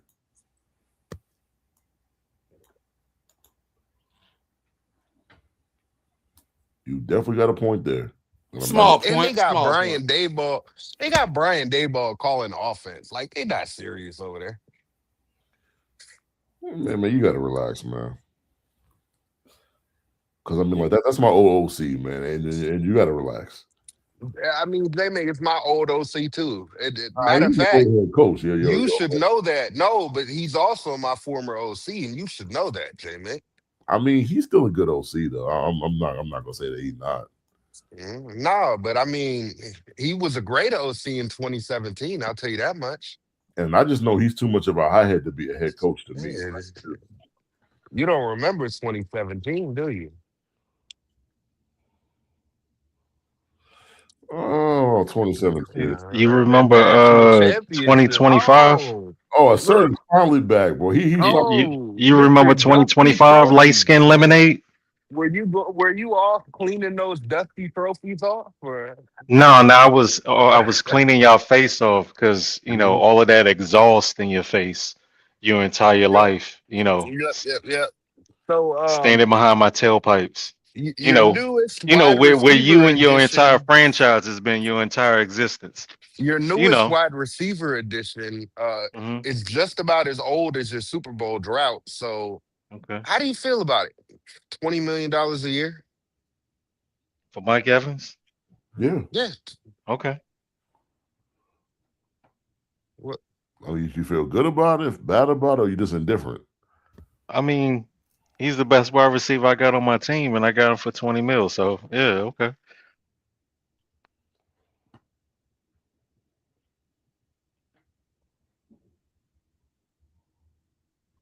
What Sir say about the move? He happy? He said okay. Yeah, he said okay. He said okay.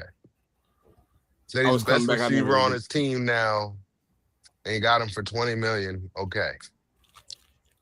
Yeah, I mean. No, I just came in. I heard him say he the best receiver on my team. 20 mil. Okay. I don't usually get excited about free agency. I mean, I ain't gonna start now. If you're not excited, how are the people watching supposed to be excited, Certified? I mean, you got to be engaged. I am engaged. I'm talking to you, ain't I? I mean, what you want me to do? I mean, it's free agency. Talk to me at the camp.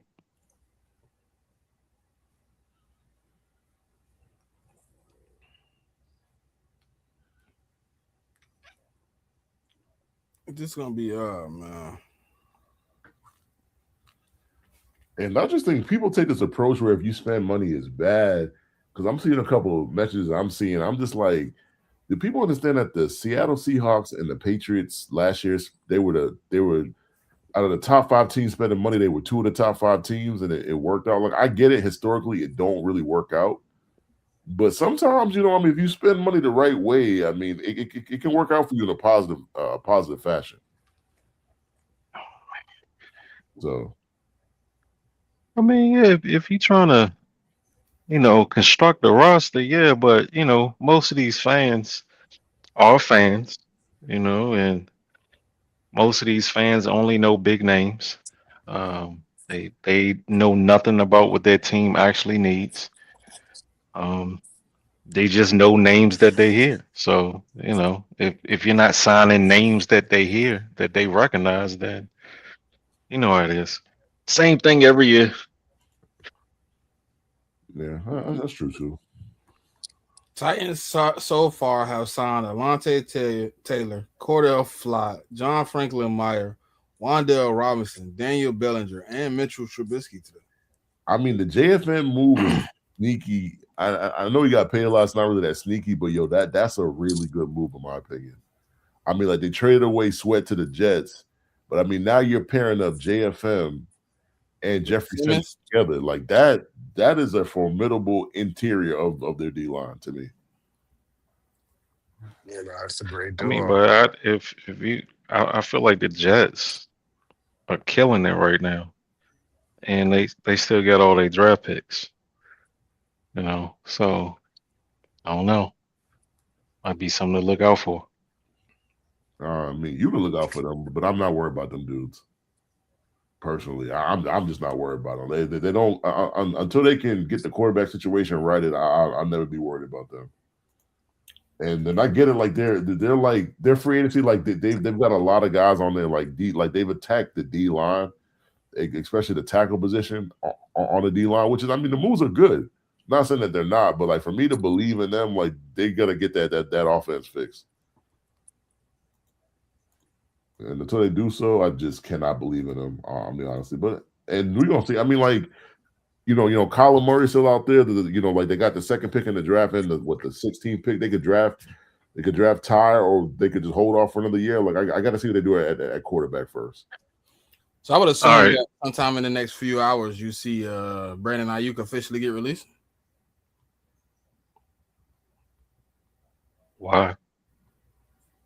I mean, you don't owe him any money, so I mean, and you're not paying him any money, so why not let him go? You voided his contract. Why let him go? You voided his contract. He's definitely not gonna play. Well, we voided his contract. We wouldn't have rights to him. We just Y'all voided. We just voided voided the guarantees for 2026. He still has a contract. He's still under contract. See, I mean, that's what I was saying earlier. Like they don't have to. They got before. I said this about. Yeah, That's why I asked y'all earlier to. That's why I said did they void his contract? All of his guarantees. That's why I asked. Yeah, I asked the question, and y'all told me that they voided everything he had left. So you have to release a dude if he doesn't have money left. Oh no, I mean, the guaranteed money. That's what I'm saying. If you don't have money, if you don't have money to be made, but me playing game to game, you usually get released. Well, I mean, just because you don't have guaranteed money doesn't mean you don't have money to be made. There's money to be made. It's just not guaranteed. Yeah, he has money on his contract. It's not guaranteed up front. It's a week by week situation. Okay, well, I don't think he's gonna play on that though. Yeah, I mean, does he have a choice? Yeah. I mean, what's his choice? The choice is not to show up. Yeah. Okay, and then he doesn't get paid. This is true. And he just stays on the contract forever. Yeah, or I mean, he could come back week 8 and just play the rest of the year. Just to be accredited the year. He could do that too. I mean, I don't know. Like I said it earlier. Like to me, if I'm the Niners and I know teams want Brandon Ayuk, then I'm getting on the phone. I'm trying to get some compensation. I'm trying to, give me a pick or two, and then I'll trade him to you, and then you could deal with him. I thought you get compensation because you're losing money. You're not losing money. Yeah, but if I know I don't want the player there and I want to trade the player, and I know other teams want the player, I know I could trade him, then why not just trade the player? Man, his value is probably like dirt, nothing. Like you probably get nothing for him, right? Yeah, but if you know the command, if you know he wants to go to the commanders, you know the commanders want him, then why not? Well, why not pick up the phone and call them? I don't see why you wouldn't do that. You can call, but that doesn't mean they have to make the move either. They could just say no because we don't think you're going to have him on the team anyway. The relationship is fractured. You voided all of the guaranteed money in the contract. What for incentive do you have to? I thought it was all his. It was the guarantees for 2026. Yeah, but I thought they did it for all his guarantees. See, that's why when I asked y'all earlier to clarify, my understanding was all of the guarantees, not just 2026. Well, I'm reading the report right here, and it says they only for the 2026 season. So when I asked y'all earlier, okay, so it was a misunderstanding on my end. He still has 2 years. He has 27 and 28. Still has guaranteed money. Okay. I'm looking at his contract right now. So he still has a good amount of guaranteed money left. Not on over the cap. That's not what it's showing on over the cap. I mean, over the cap is showing 26, 27, 28. He has no guaranteed money. Oh, well. That's what it's showing over the cap. Now his cap numbers are for 26 it's 14 million, and then 27 and 28 it's 41 and 43 million, and then followed by 2 void years. So I mean, those are his cap charges, but yeah, I mean, I said it earlier, man. If I'm the Niners and I know you want a player and the player want to go there, then you want to play ball. If not, I'm just gonna hold on to him. And I mean, honestly, the cap number this year not that bad. It's only 14 million. So I could literally just hold on to him at the 14 million and I'll be okay. Like to me, 14 million is not that much to burn off your cap. Now the next year at 41, and that's a different story. So I'll say that.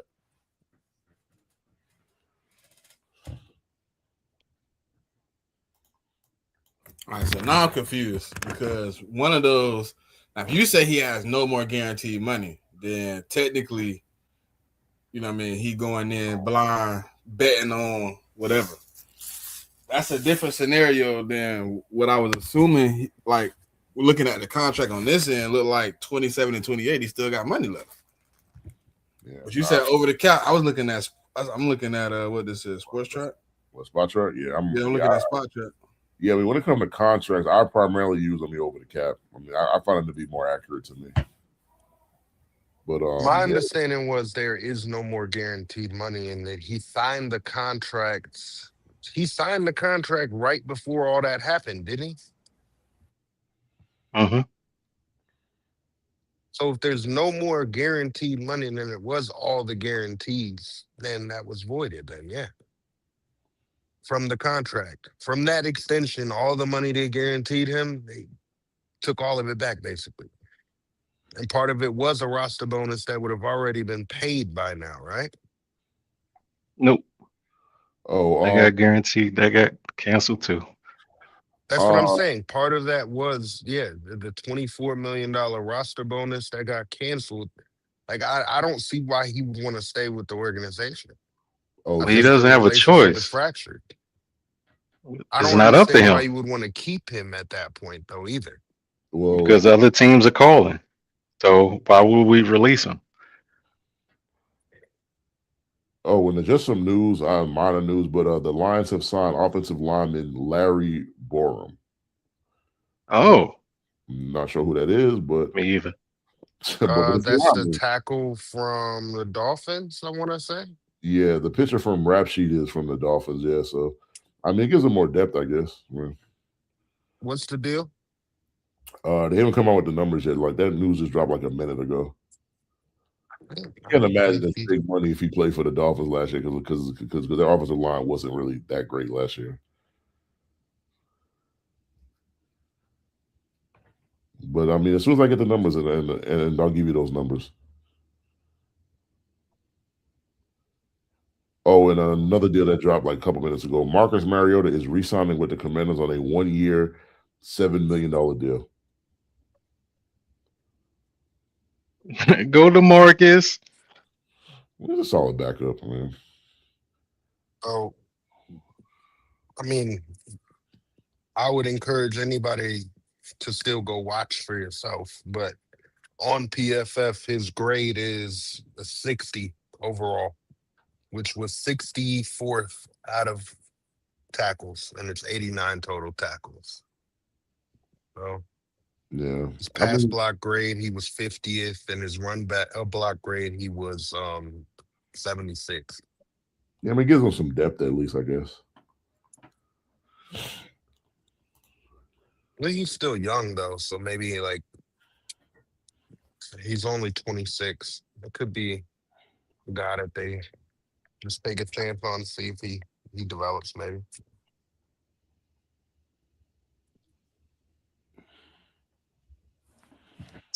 But yeah, I'm kind of with certified man. Teams are calling you about Brandon Ayuk. I know he's a pain in the butt, but if they're calling you, I'm not going to release you. And like I said, the cap charge only $14 million this year, so it's such I can hold on to him. And maybe teams will call it the deadline, and they'll be more willing because they'll be in the middle of the season, and they might be more willing to give up greater compensation at that point. So, yeah, I mean, I don't know, because it's two sides to every coin, right? So like, yeah, you can hold on to him, but then what does it really benefit you for a guy that's like, I don't know, is probably not going to play again for you, period. You've already voiced that he's not going to play for you again. You kind of already voiced that he's no longer, you know what I mean, welcome. What do you do? Like you basically said you basically said out loud that the relationship is through.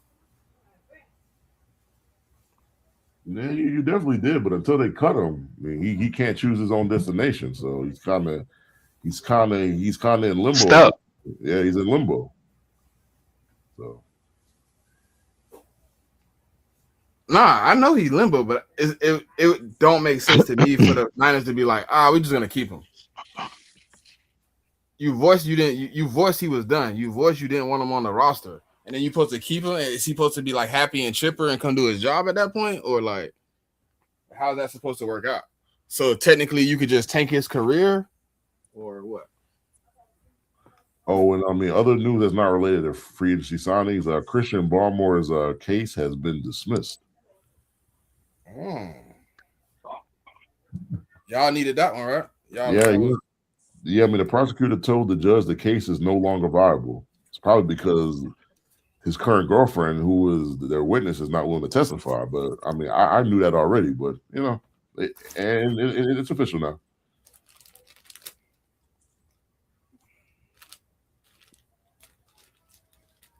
Yeah, but I mean, we still got some big key free agents out there, man. We're just still waiting on them.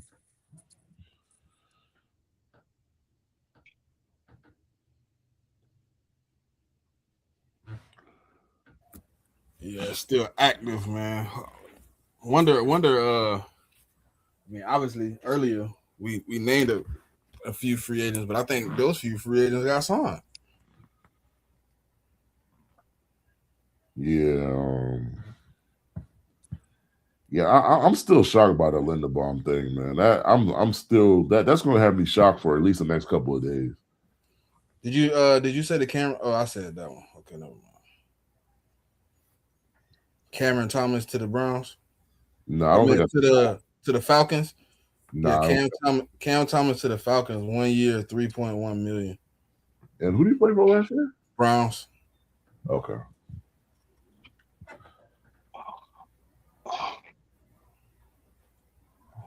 Interesting. And they said Ian Rappaport said the Browns went in as O-line as a priority to them. You sure about that? Because they only signed one or two linemen today. It's not like they signed a whole bunch of it was a priority, but you didn't do a good job at addressing the priority. Yeah. I mean, they didn't really do much. But yeah. I mean, like that's like the Patriots calling wide receiver like a priority, and they ain't signed no wide receiver, no tight end. So yeah. I mean, we said, edge was a priority. Our edge. Hey, man. Yeah, but it's early. Yeah, but I don't blame y'all for not giving Jalen Phillips $30 million, man. I'm not gonna blame y'all for that. That overpaid to me was wild. I mean, but there's fans out there like, how are you couldn't have paid that?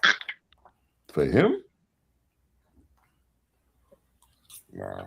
Who, Pressure Boy? That's what the Dolphins fans called him, Pressure Boy. Yeah, that's where I got that name for Bosa from.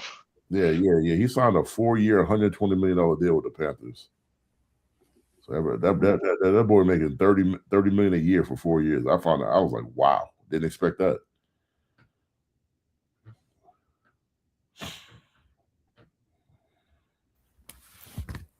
I didn't either. I thought his market was somewhere between like 22 and 25. And I thought he was going back to the Eagles. I mean, there were reports before free agency started about y'all was trying to work out a deal, so I just figured he was going back. We had a number though. Yeah. Well, I mean, when you have a number, then the Panthers pretty much like. But I think what happened was the Panthers. What happened to them with Milton last year? They were just like, we're not going to lose out again, so we're just going to just overpay. That's exactly what they did.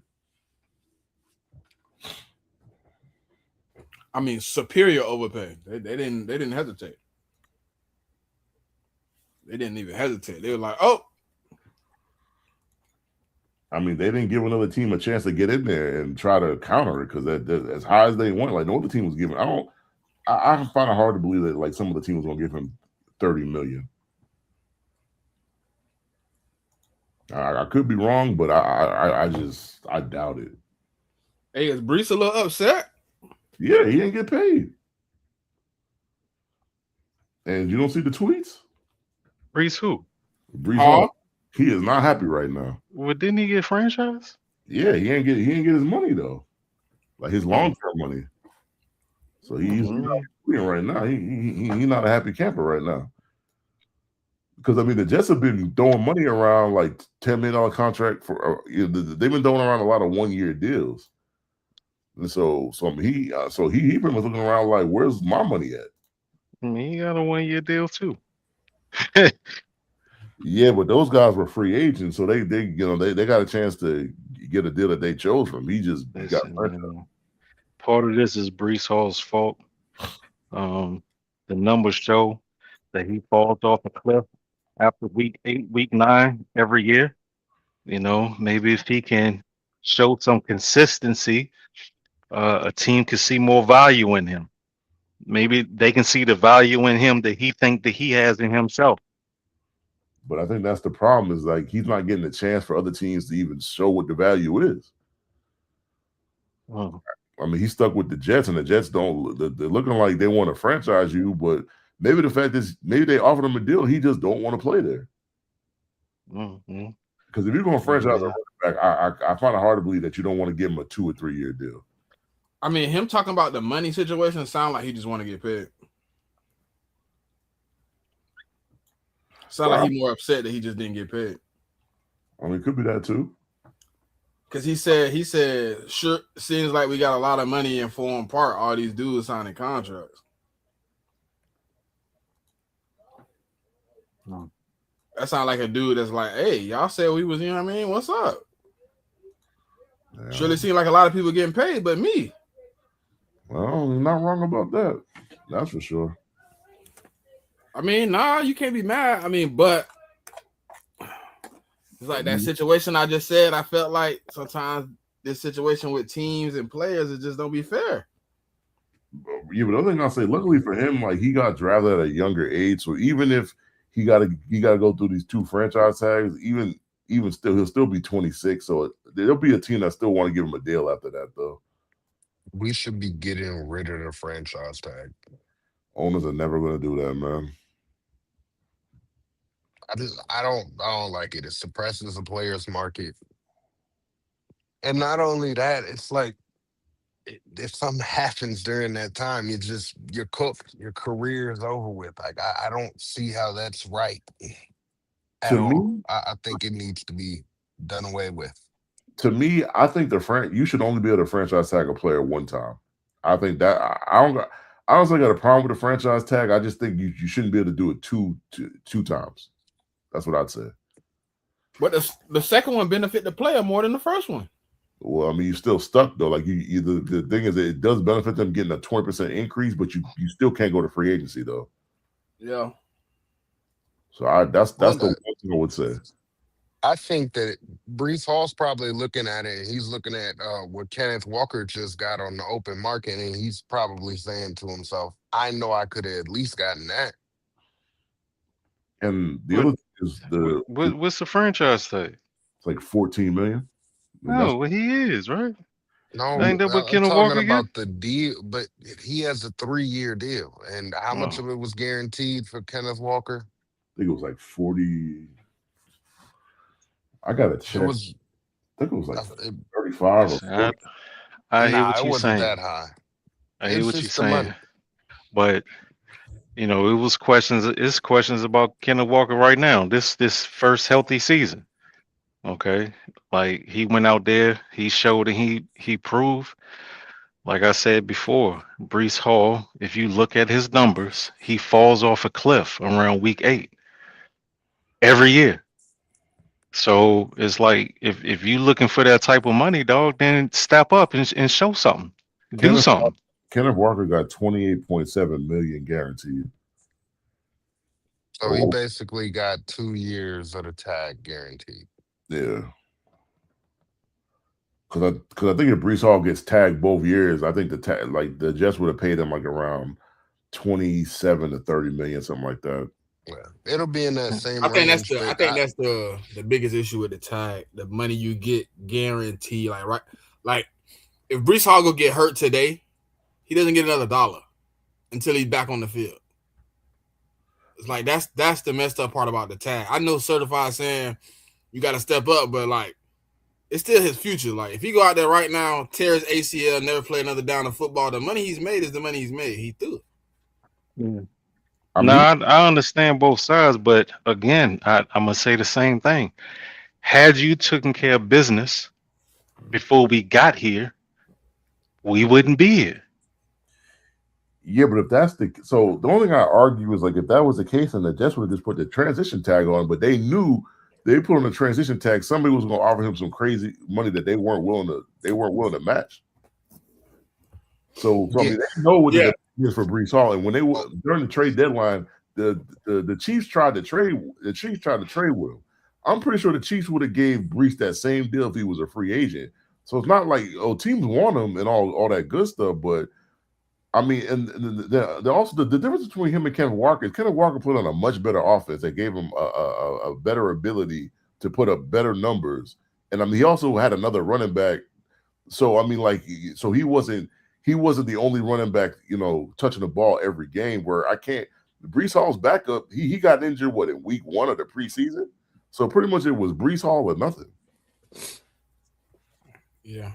But I mean, like I said, like it's not. I mean, I'm not a Jet fan. It's not my battle. Like that's a team that drafted you. So the way the rules are written, they can franchise you 2 years. So you got to go through those 2 years of being franchised. You do that, and then you can just leave, and you don't ever got to go back there. That's just the way it goes. It's unfortunate. But why can't we get rid of that and just turn it into where it's just literally you hold the right to that player, like you hold the right to match, like the transition tag. Basically, make the transition tag the franchise tag. Because the owners will never agree to that. That's why. Because you end up, Dre, you're gonna end up in a nasty battle that they don't want to end up in. Yeah, I mean, it's just they're not gonna. Well, yeah, because it takes the power away from them and gives it to the player. Because you put the player in peak position again. Well, they don't technically take the power to the player, but now you leave the power on 31 other teams to negotiate my price. Yeah, I mean, you get what I'm saying? Like now instead, like the player, yes, well, has. I didn't. Power was probably the wrong word, but it there's a great benefit to the player there. No, because the market goes up, obviously. Exactly. That's all I'm saying. Like if you either gonna have to match it or like I'm still gonna get the highest offer. Can't you get the bad side of that too? Where your number doesn't reach the market, and now you're sitting out there hoping you would have signed whatever. I mean, that's the risk of a free market. Like that's just what happens. It happened with Julian Love. Julian Love was offered a certain amount of money to stay with the Giants. He turned it down, hit the market, and then figured out, oh, my market is less than what I was offered originally. Tried to go back, and they said, we don't got that money to give you anymore. So he had to go sign somewhere else for less. I mean, like that's kind of, but that's like that's the second half to it. Like every time they come up with a new CBA, the players can't get what they want because the owners offer the practice squad players, and the dudes is only going to be there. They raise the floor every time a new CBA. The majority of the NFL is not TJ Watts and Jettis. You know what I'm saying? Is no name niggas. That's the bulk of the NFL. That's the bulk of the people that's voting. You know what I'm saying? So it's like it's not going to change because the owner is going to keep and the dudes at the bottom of the totem pole, they want as much money as they can get. They don't even know they're going to be on the roster next year. So they throw the money at them. So you can't get rid of the franchise tag.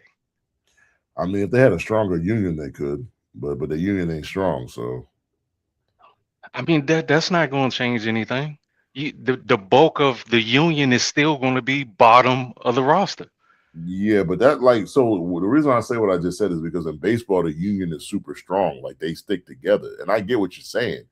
But seeing as that the NFL Players Association union is it's weak, that's why the owners can do that and it works because they won't like that's the point I'm trying to make. Is just like that union is splintered, so they're all they're all like crabs in a barrel. Like they're trying to get the most they could get. Rather, if they would just stick together, they And could baseball actually. got guaranteed contracts too.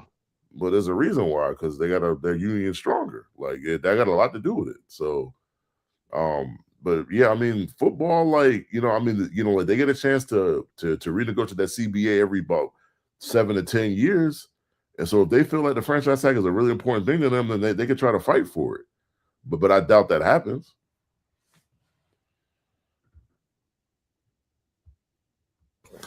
Speaking of negotiations and stuff like that, I just saw it in scrolling on the timeline, but apparently the NFL is in some kind of dispute with the referee association, and Yeah, they it want might better not quality get settled. refereeing. So if it doesn't get settled, though, we're probably going to end up with worse referees, no? The NFL owners are tired of the lackadaisical, unwavering, inconsistent, bad, poor calling of their referees, and they want some type of. They want them to stand on something, bro. They want somebody to have to answer for those bad calls, for those mistakes. Okay, so what is it that they propose should happen? I think kind of like a system, but I think the referees is saying like we're not even permanent employees. How you gonna have us answer to a disciplinary system when our job isn't even guaranteed? They got a point, and the owners are the ones that don't want to make them full time, because they make them full time. I think they got to pay them more. So they basically said, if you want us to be, if you give us benefits, and then we don't have a problem answering to bad calls and stuff like that. But as long as we are temporary employees, paid volunteers at that point. I mean, Makes sense. Yeah, somebody got to, they got to come to the table and compromise or something like that. Like, because I think part of the reason I want to make them full, because you make them full employees, then you got to start paying their benefits and stuff. Like, yeah, all the other stuff. And I don't think they want to do that.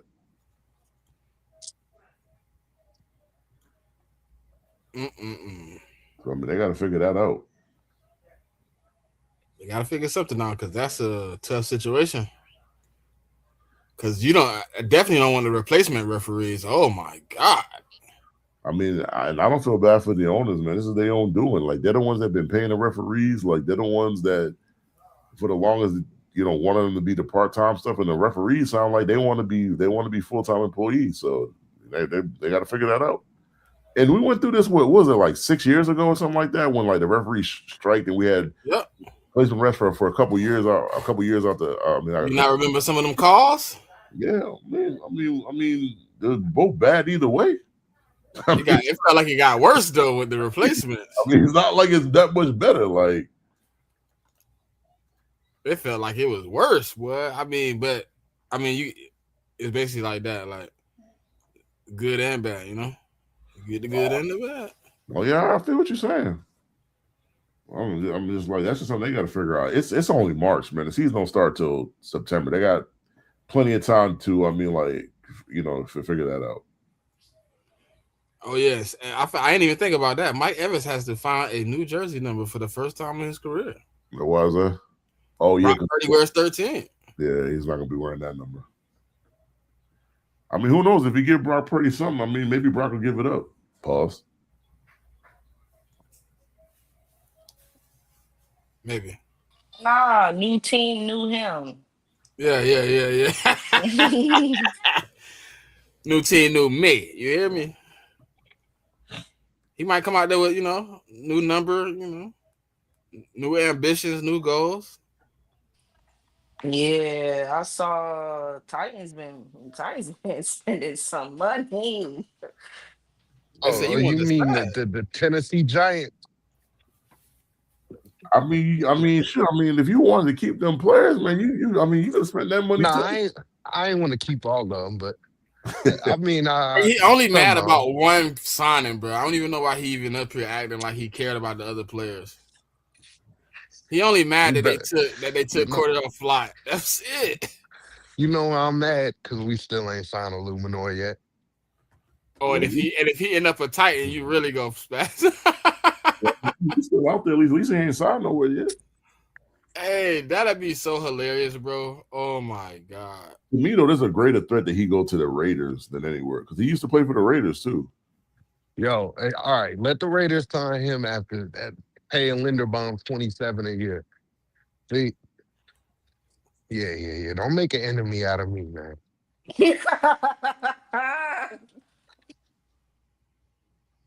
We got to develop him, and then he want to go back over there. Nah, that's not how that works. Gotta keep guard upright, man. Bruh. Hey, JMIK, one of your fans said, when we first started this AJ Brown saga, I wasn't okay with getting fleeced. Now that I see how day one's played out, I'm willing to get fleeced. Yeah, they crazy. Like, I'm sorry, I'm not giving y'all 2027 first. I'm not. Bruh, these people gotta chill, fam. You gotta have some integrity. I mean, they don't have it. I mean, once Alex Pierce, like they was like so sold on Alex Pierce. I mean, Alex Pierce, he's a nice player, but like, why you really getting mad because he chose to stay with the team he was with? Like, I mean, I can't be mad at him for that. Nah. Yeah, I think I was on the wagon that he was staying with the Colts. Yeah, Especially from Especially at a what discount. not only that, it's just especially from what I was hearing coming out of like the beat reporters for the Colts and stuff like that, it was rumors floating around that they would rather part with Pittman than let Pierce walk. So I thought that they would I thought that he would stay there. I didn't expect the contract he got, but I think it's good money, especially I'm hearing that he was offered more to go other places. yeah, So he chose to stay there. I'm fine with that. yeah, I think that's a good deal. Now, if we would have got outbid by the Titans or the Raiders or the 49ers, then yeah, I'd have been mad then because we got money too. So I'd have been mad if that was the case. But what am I supposed to be mad at? He chose to stay with his team. Then you try to call me broke. I mean, I'm just asking, like, because that was kind of crazy. like y'all had a wide receiver you could have paid, and you I'm already had to start calling you Drake. and you already got a wide All these receiver sneak already. disses. Yeah, man, I got Malik. And I got Isaiah Likely. I got one of the best tight ends in football. Yeah, I mean, too bad he can't block. But yeah, true. Mm-hmm. Elton That's why Jenkins has just been he's a notified he flex will be tight end. released. Who? Elton Jenkins from the Packers. Well, yeah, because they re-signed the other center, so they didn't have a need for him. He just got informed he will be released. Oh, and there was a report Case Keenum is re-signing with the the Chicago Bulls. the Jaguars are entertaining offers on Brian Thomas Jr. Again? Uh-oh. That's just a rumor, yeah. That's the Let's rumor. go, Harbaugh. Get it done this time. No, he going. Give me If he go anywhere, he's BTJ. probably going to the Patriots, man. He going to the Patriots or he going to the Jets? Because there's a rumor out there that the Jets tried to trade for him last year. Nah, man, they don't want to trade him in the conference. They got to get him out the conference. Signed with the Bengals, look like, right? Cool. Yeah, Mafe look like he signed with the Bengals. Yeah, I mean he was linked to us too, but yeah, he's signed with the Bengals on a 3-year deal. It's actually a good move for them, man. Yeah, and, I mean it's good. He outseeded his draft potential, wasn't he? A UDFA?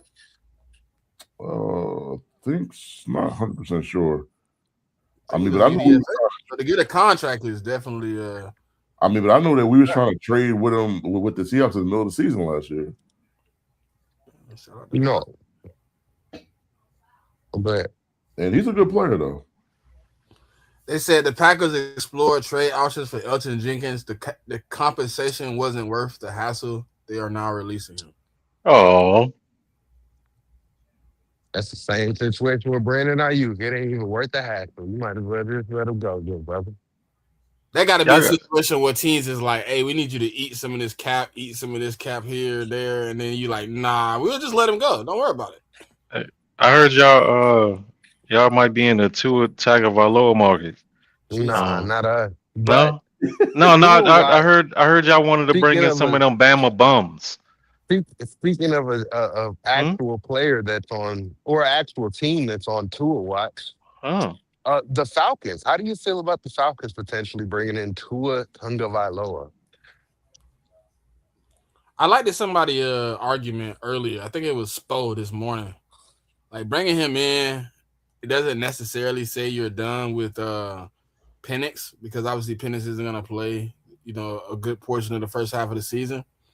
But the transition from Tua to to Penix is kind of flawless. You get two left-handed guys. You kind of run the offense kind of similar. They kind of got pretty much the same attributes. And then you kind of help your O line when it's time to transition back to Michael Penix if you do transition back to be adapted to a left-handed quarterback. I'm sorry, but I said it in the space earlier, man. Like, I don't take them as a serious organization, man. I'm sorry. I just Who, the Dolphins? No, the Falcons. To me, they're not serious. Same thing. Like to me, at least I know with signing Malik Willis, at least I know, he's got arm strength and all that other stuff. I mean, he don't have as much experience as Tua. I'll say that. But that's your backup plan is to. I mean, shoot, I'd rather sign Kyler Murray than sign him. If you want me to be honest about it, I mean, it's going to cost you the same.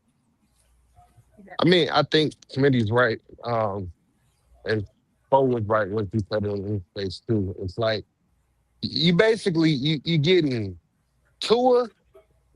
All he is kind of Lulu Penix. They the same quarterback. So I mean, like you're getting one to substitute for the other.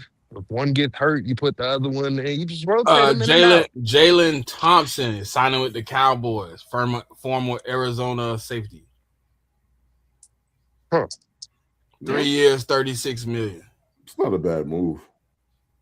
I think the Cowboys, though, they're jeopardizing their future with a lot of the moves they're making right now. Like, I think that they're pushing money down the road. Obviously, we don't know the details of these contracts right now and like how they're structured, but they don't really have a whole lot of money right now. Like we saw that when we did the rebuild. You can create money, yes, but you're still mortgaging your future by doing so. So they're in win now mode.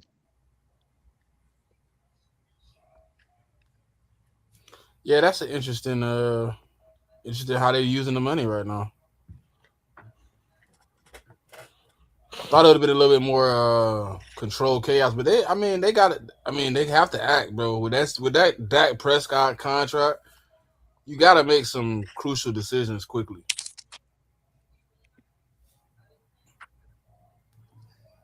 It doesn't get any cheaper, you know what I mean? And you just restructured them to make more money, so it just got more expensive in whatever season you push that money to.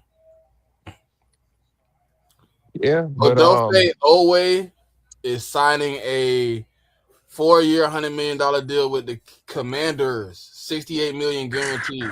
Damn, he left the Chargers. Oh wow. Yep, 4 years, 168 guaranteed. But that's a good move for the Commanders though, because like they need like the edge help. The edge market right now is kind of going crazy. Crazy. Makes me think if teams are going to revisit maybe trading for Kayvon Thibodeau down the road, because he'll be a little bit of a cheaper option. Oh, please. Oh, bro. No, I'm serious. How is he going to be a cheaper option? Don't you got to pay him? I'm saying you have him cheaper now, and then by the time you have to pay him, the cap's already going up, so you might be able to balance it out that way. But he got $25 million for 100. Yes, sir. Wow. That's what I'm saying. The edge market right now is going kind of crazy. Like Kayvon, he's still on that rookie deal. You do have a little bit of control over him. Like I could see a team maybe revisiting it.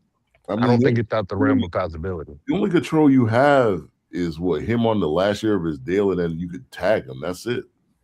Yeah, but I mean, you gotta think two people got signed right at the same time. Mafe got 3 years, 60.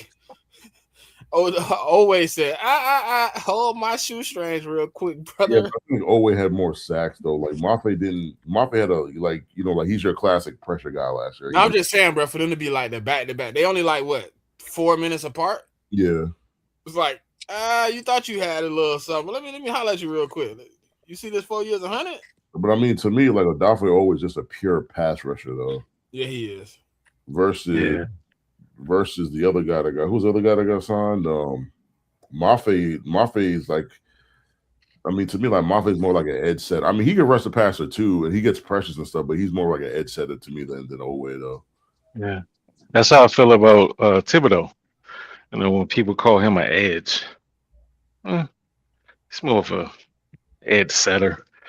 You know, defensive end Cam Jordan type.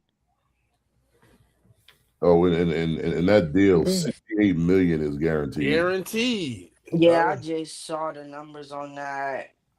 Man, mm. I mean, that's why the Chargers ain't paying him. I see why now. Jeez. Yeah, no, I've been talking to Chargers fans, and they're like, the money he's wanting, they're not wanting to pay, just because they felt like he was very scheme dependent under Jesse Minter, and they weren't trying to overpay for a guy who probably was reliant more on the scheme than him actually developing. Well, you know what they say. What I mean, like one person not willing to pay, somebody else will. That's just the case here. Yeah, but I'm gonna be honest. I think the Chargers are still in a good spot. Um, but 68 million guaranteed. That, Oh, I see who his agent is. Never mind. That makes sense. who's his agent again? Oh, David. Maguleta. Yeah, He give get all him the his money. college bread. Yeah. Give him Like, the money. yeah. Once I saw his name, David. I said, yeah, that makes sense. Yeah, I mean, like, if you're trying to negotiate with David Malagetta, good luck. Good luck. Yep. But I mean, props to the Commanders, man. Like they needed more edge rush, and they're halfway to that, I guess, where they're trying to get to. This post free agency pre draft mock is gonna go crazy though. Yeah, it's gonna be a lot different. Yeah, but that's the benefit though. You get to watch as it progress. You know, if you ever play Madden, this is how those mocks where you see mock 1 through 5. This how it happened. That's how it happened. Teams take players here and there that you didn't see them taking, which makes because Oh, like I and think, huh? no, I was about to say another signer, but they actually deleted the post. Oh, Verdarian Lowe. Yeah, but I think they deleted the post though. Oh no, he actually 49ers are signing. yeah, Okay. yeah. The original he signed back with us, but no, like the Niners have signed him. Yep. But Darian Lowe, he was our backup left tackle last year, and you get that boy 2 years, $12 million.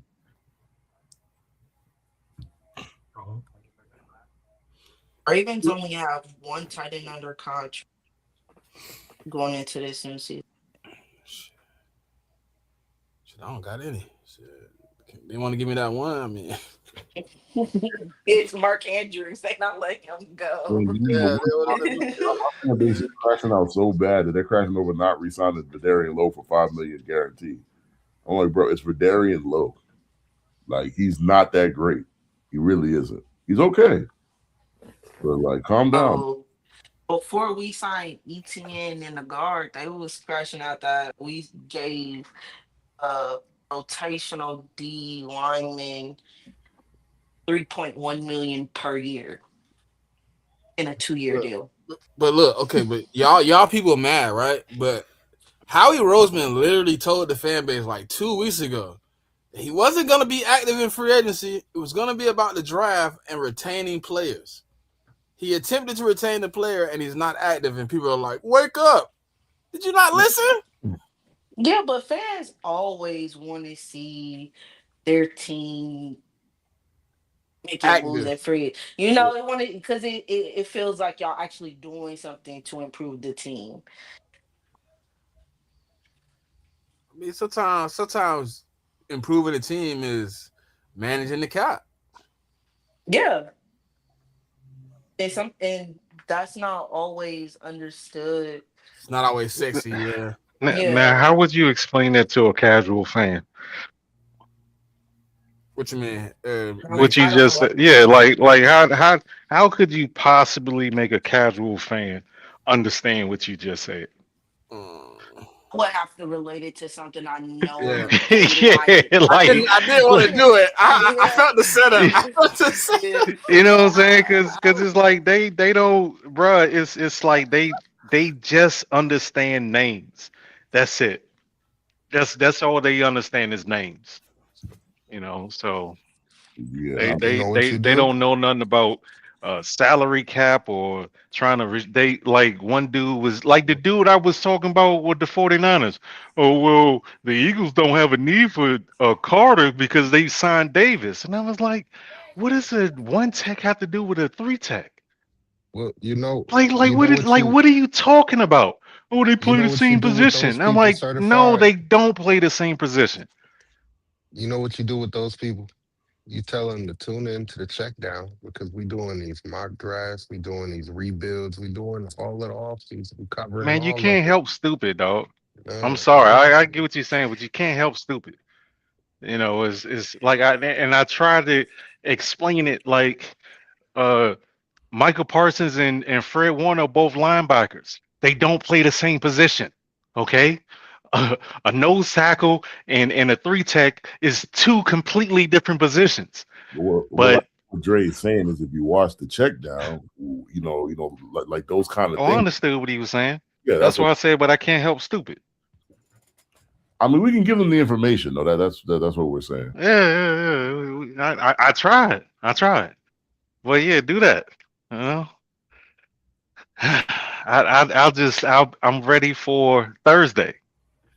Oh, So they that dropping the comp picks? Okay. you should get a pretty good comp pick because of that contract. No, I'm For talking about for once for this year. For this year. Yeah, I think they're going to confirm them on. Yeah, I got 98, 137, and 178. Oh, and 215. Let's go. So far we signed two players and two of our players have gotten signed. So that's no comp picks for us next year. Certified, you got 138, 139. That's your two comps. Do I see the Giants on here? No. oh well, that ain't changed. That's what we had. I think they just confirming them more than anything. Yeah. Yeah, they confirm them. I forgot the Jets got two comp picks. Damn. Yeah, I mean one for Moses and one for somebody else. Mm-hmm. Not paying a lot for Okay. Mike Evans helped a lot.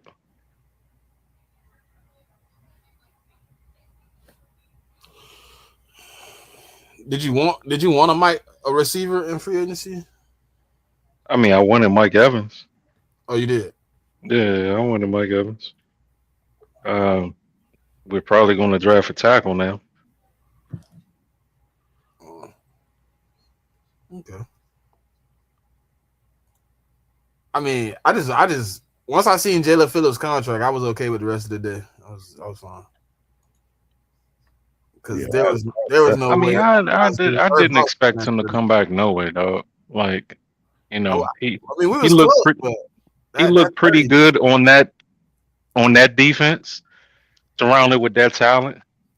So I knew people was going to be excited about him, and he was going to price y'all out. You know, but I don't think that he's worth that at all. Yeah, that was a little crazy, but hey, And what y'all give up the trade for him? It's like a fifth, right? yeah, we're gonna get a better comp pick than we gave up the trade for him.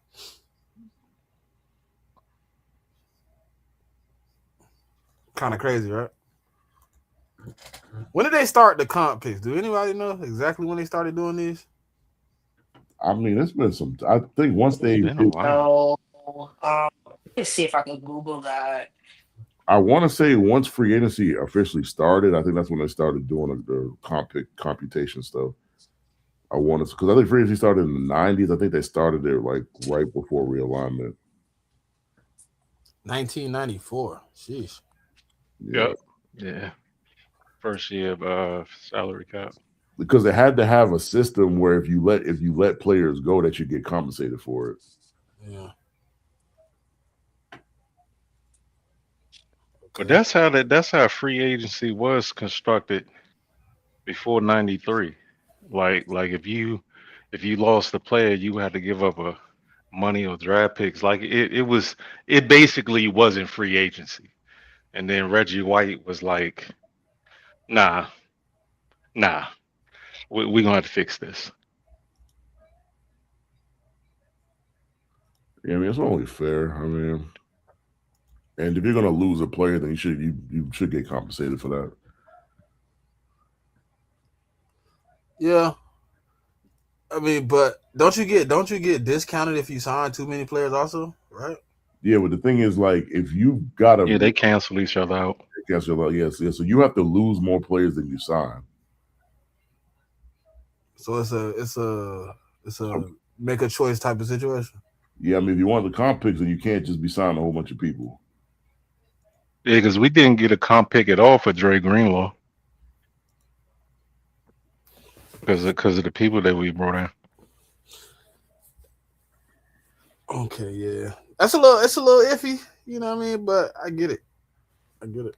I mean, but you haven't really you haven't signed anybody this year. So, I mean, as of right now, so you would at least be getting one comp pick for next year.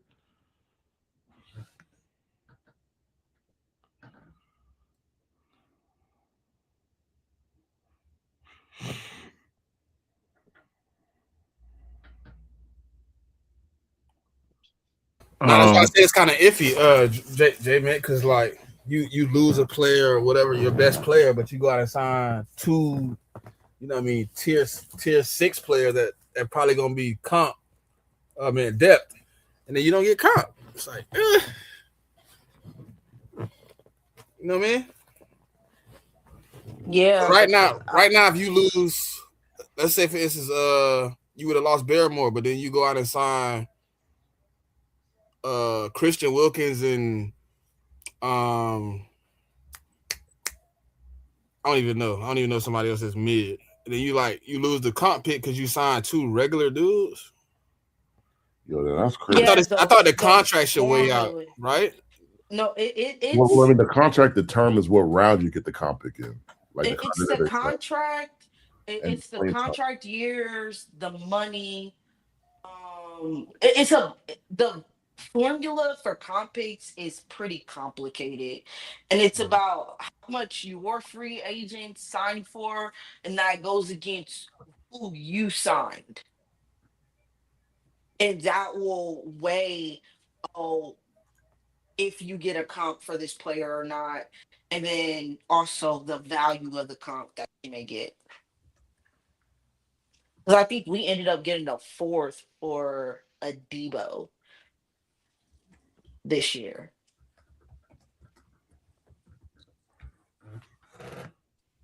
And that was based upon the formula.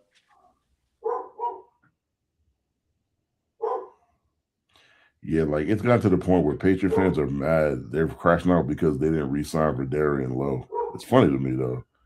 I will never crash out for not re-signing Vidarian Lowe. Sorry, not doing it.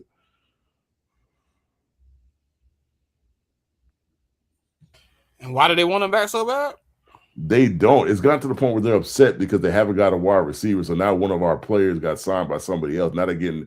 It's just like an added on being upset over something that you shouldn't really get upset about. Oh, okay. So they just like, here goes some more. Yeah, and you know how that go though. Yeah. I mean, being mad about not signing a backup tackle that's wild to me. Like, I'm not doing that. I saw a fan say that we're going to regret letting Juan Jennings walk in for Mike Evans. I'm like, wait a minute. We're going to regret letting a wide receiver 3 walk that can't beat man coverage on his best day against one of the best man coverage wide receivers in the league. Okay, that makes sense. I see where you're going with that. That makes sense. That makes a lot of sense. I mean, I get you're upset by losing a player, but just spewing dumb stuff doesn't make sense.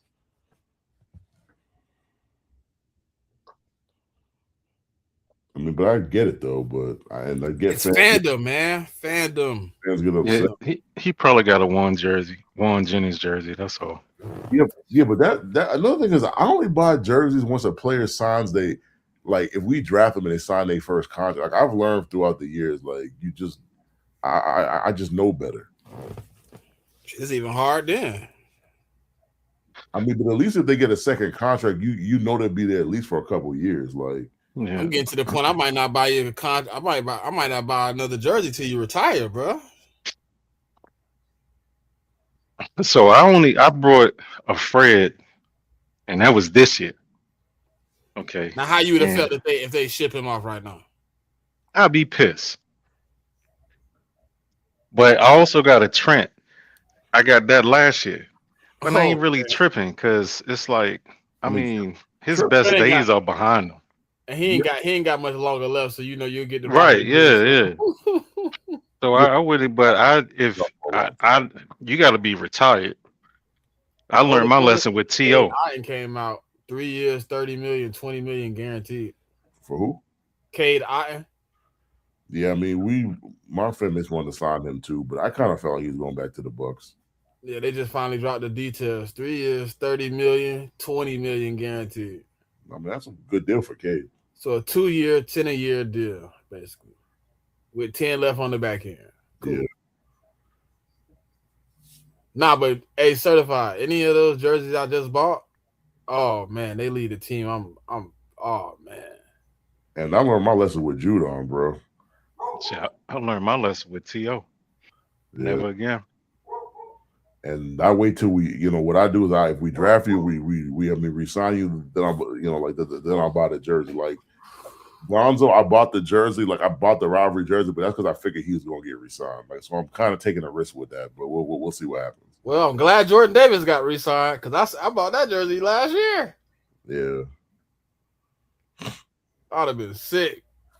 I mean, funny thing is, I mean, like Smitty want to make a move for Jalen Carter, though. I was like, well, you gonna have to give up a lot to get him. I was like, I don't know about that. You ready to do the Saints for you remember what the Saints did for Ricky Williams?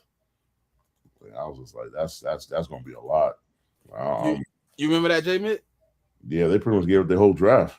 Yeah, I mean, that's how we gonna do somebody for Jalen Carter.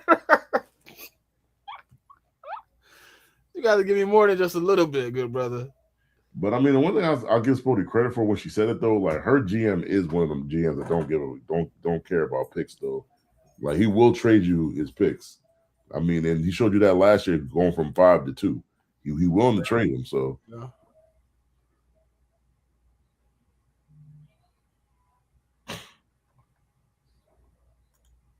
Hey boy, all it takes is one move for your fan base to be happy with the GM, right? That's what I'm saying. I mean, it don't take much. You can be mad all day, and all it takes is one sign, and they're gonna be like, "Yes, we made a move." I mean, for as mad as Patriot fans are right now, if they was to trade for BTJ, like the whole mood of the fan base would change. Like, Immediately, it would change. Immediately. But I mean, sometimes when you're talking about wide receivers, man, you gotta draft those guys. That's the way it works. And I mean, like they were mad about cutting Diggs. It was like Diggs' cap number this year was like 25, 26 million. Like they were never gonna pay that. Were they mad about Diggs, or was they mad because they didn't? Combination. They were mad about cutting Diggs. They mad about not getting Alec Pierce. Mad about they had this thought in their brain that they was gonna trade for AJ Brown. They mad about that. Like the Jaguars are entertaining offers from Brian Thomas Jr. Yeah. Both the Jets and Giants are exploring Thomas as a trade deadline. The stance has changed. They believe his number is higher now. Well, yeah, the stance changes because they're probably starting to get offers that they didn't think they was going to get.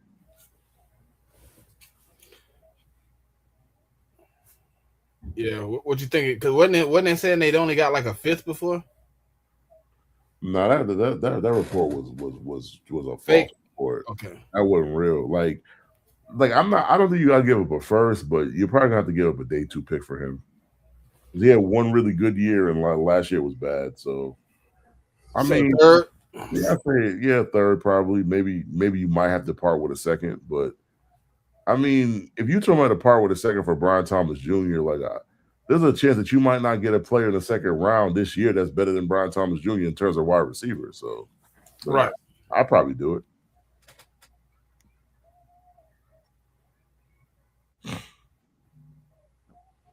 Yeah. I mean, that phone must have started blowing up, but I know they was like, damn, well, people, and the market went a little. Okay, Tua Tagovailoa is officially signing a 1 year deal with the Falcons. Yeah, we figured that was gonna get done. Quiddy Pay is signing with the Raiders. Well, that's a good move. That's a good player for the Raiders. $16 million a year. Woo! For Quiddy Pay? Yeah. Well, they ain't get that boy cheap. No, no, no. Okay, Falcons, you got quarterback. Raiders got them a edge. And I know one thing, he's gonna spam the heck out of Kyle Pitts and the wide receiver they got over there like crazy. Drake London. He out of them two guys, he's gonna spam the hell out of them guys. Yeah, I think it's Kirk Cousins is done. I thought they said Kirk wanted to play for somebody. Yeah, the Falcons just cut him. That's all they did. They done. Yeah. I think he go get another year in somewhere. Might be Minnesota. Yeah, it could be. Minnesota ain't got no money. He ain't trying to make none. I mean, the Falcons are paying him, so he's gonna take the veteran minimum, I think. Or something. Oh yeah, that's right. Yeah. That's right. I forgot all about that. He is gonna take the veteran minimum so he won't mess up his money. Yeah.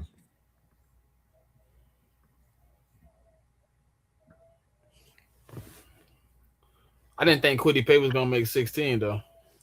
Nah, I didn't either. What's his contract? They didn't give out how many years. They said Quiddy Pay. Let me see. I'm gonna read it again. It says Quiddy Pay is signing with the Raiders. The insider says his deal is worth $16 million per year. Yeah, I did not. Damn.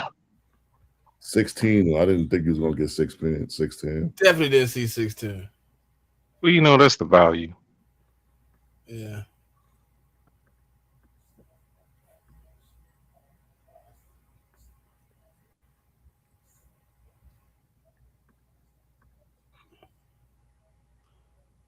Okay. It's slowing, but it's still interesting though. It's still a lot out there. Yeah. This might be a gradual situation, but Quiddy Pay getting. I mean, I get it. That's the thing. I mean, to me, that's the second overpay by the Raiders.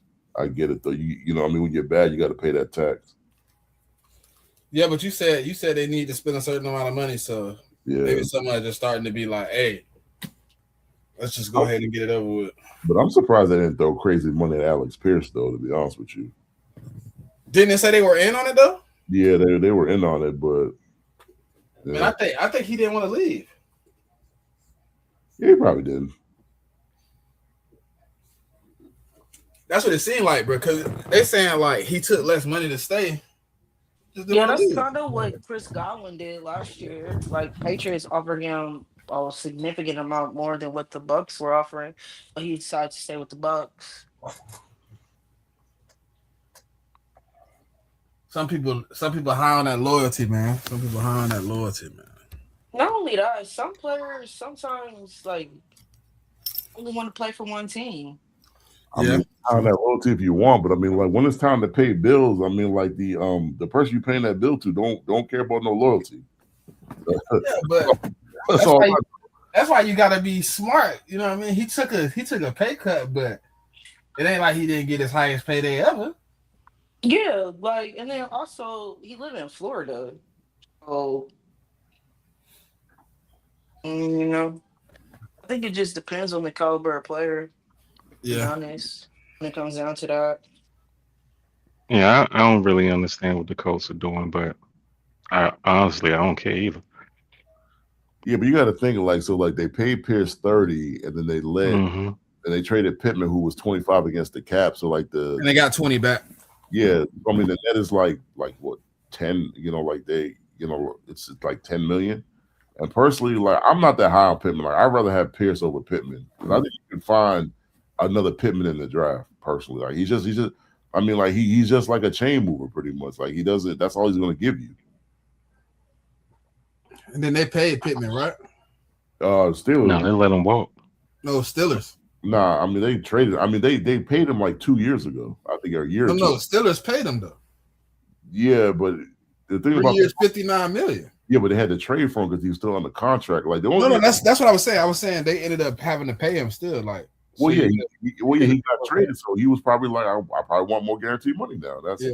Bills were like, fine, whatever. We're not paying the quarterback, whatever. No, that's what I was saying. Like, was it a situation where like you didn't want a situation where you pay Alex and now here come Michael? Like, oh, you got to pay me too. Well, I mean, the second they paid Alex, I mean, Pittman wasn't going to be on that team. If he was, it wouldn't have been. It wouldn't have been. But for this season though, huh? Make 54 million this season almost. Let it get sent for a league minimum. Okay. And I mean, like, especially with Daniel Jones on like we all knew that was gonna happen though. Paying Daniel Jones almost 40 million, so I don't mean that. Yeah, that just wasn't gonna happen for Pittman. So he took a league minimum tour. Well, yeah, I mean, he didn't. He's getting paid by the Dolphins regardless, so it doesn't make sense. Yeah. Simple. I mean, paying a quarterback the minimum that could play, I guess it's not a bad deal for them. I'd just be pissed if I was his former team, and I'm paying the majority of his salary to play for somebody else. Like, but that's what happens when you do bad business. So I mean, huh? Oh, we ended up getting a comp pick for Isaiah Rodgers. Oh man, that's fire. He was not supposed to get a comp for Buddy. Shout out to the comp picks.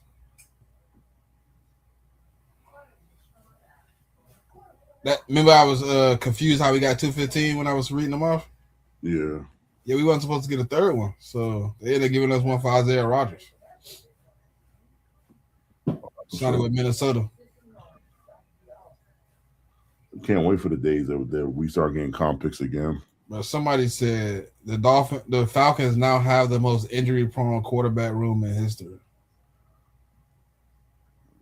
And if I was a Falcons fan, I'd kind of be like, well, we're not paying them this money anyways. The Dolphins are. The Dolphins have the most expensive quarterback room in the NFL, I believe, at $75 million. Oh yeah, definitely.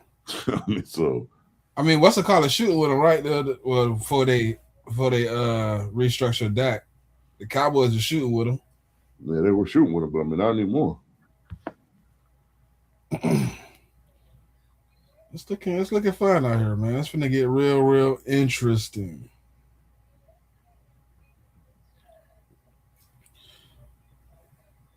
They too gonna be a little bit less hectic.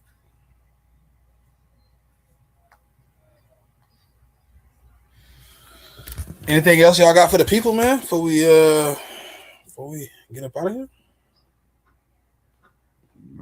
Not myself, but I mean, just keep your eye on free agency. Like it's gonna be, you got your first wave, your second wave, and your third wave. So just keep an eye on the wire. That's all.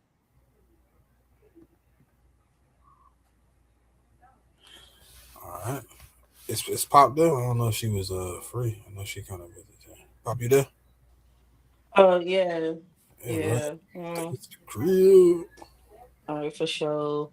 Always remember to follow the YouTube page, follow the CheckDown Twitter page, join the CheckDown Twitter community. Always remember to tell a friend. We'll tap in with y'all later this week.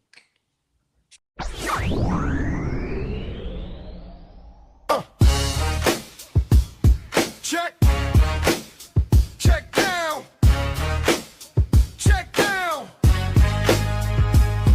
This a check down. We give it to you straight. This a check down. We really watch the tape. This a check down.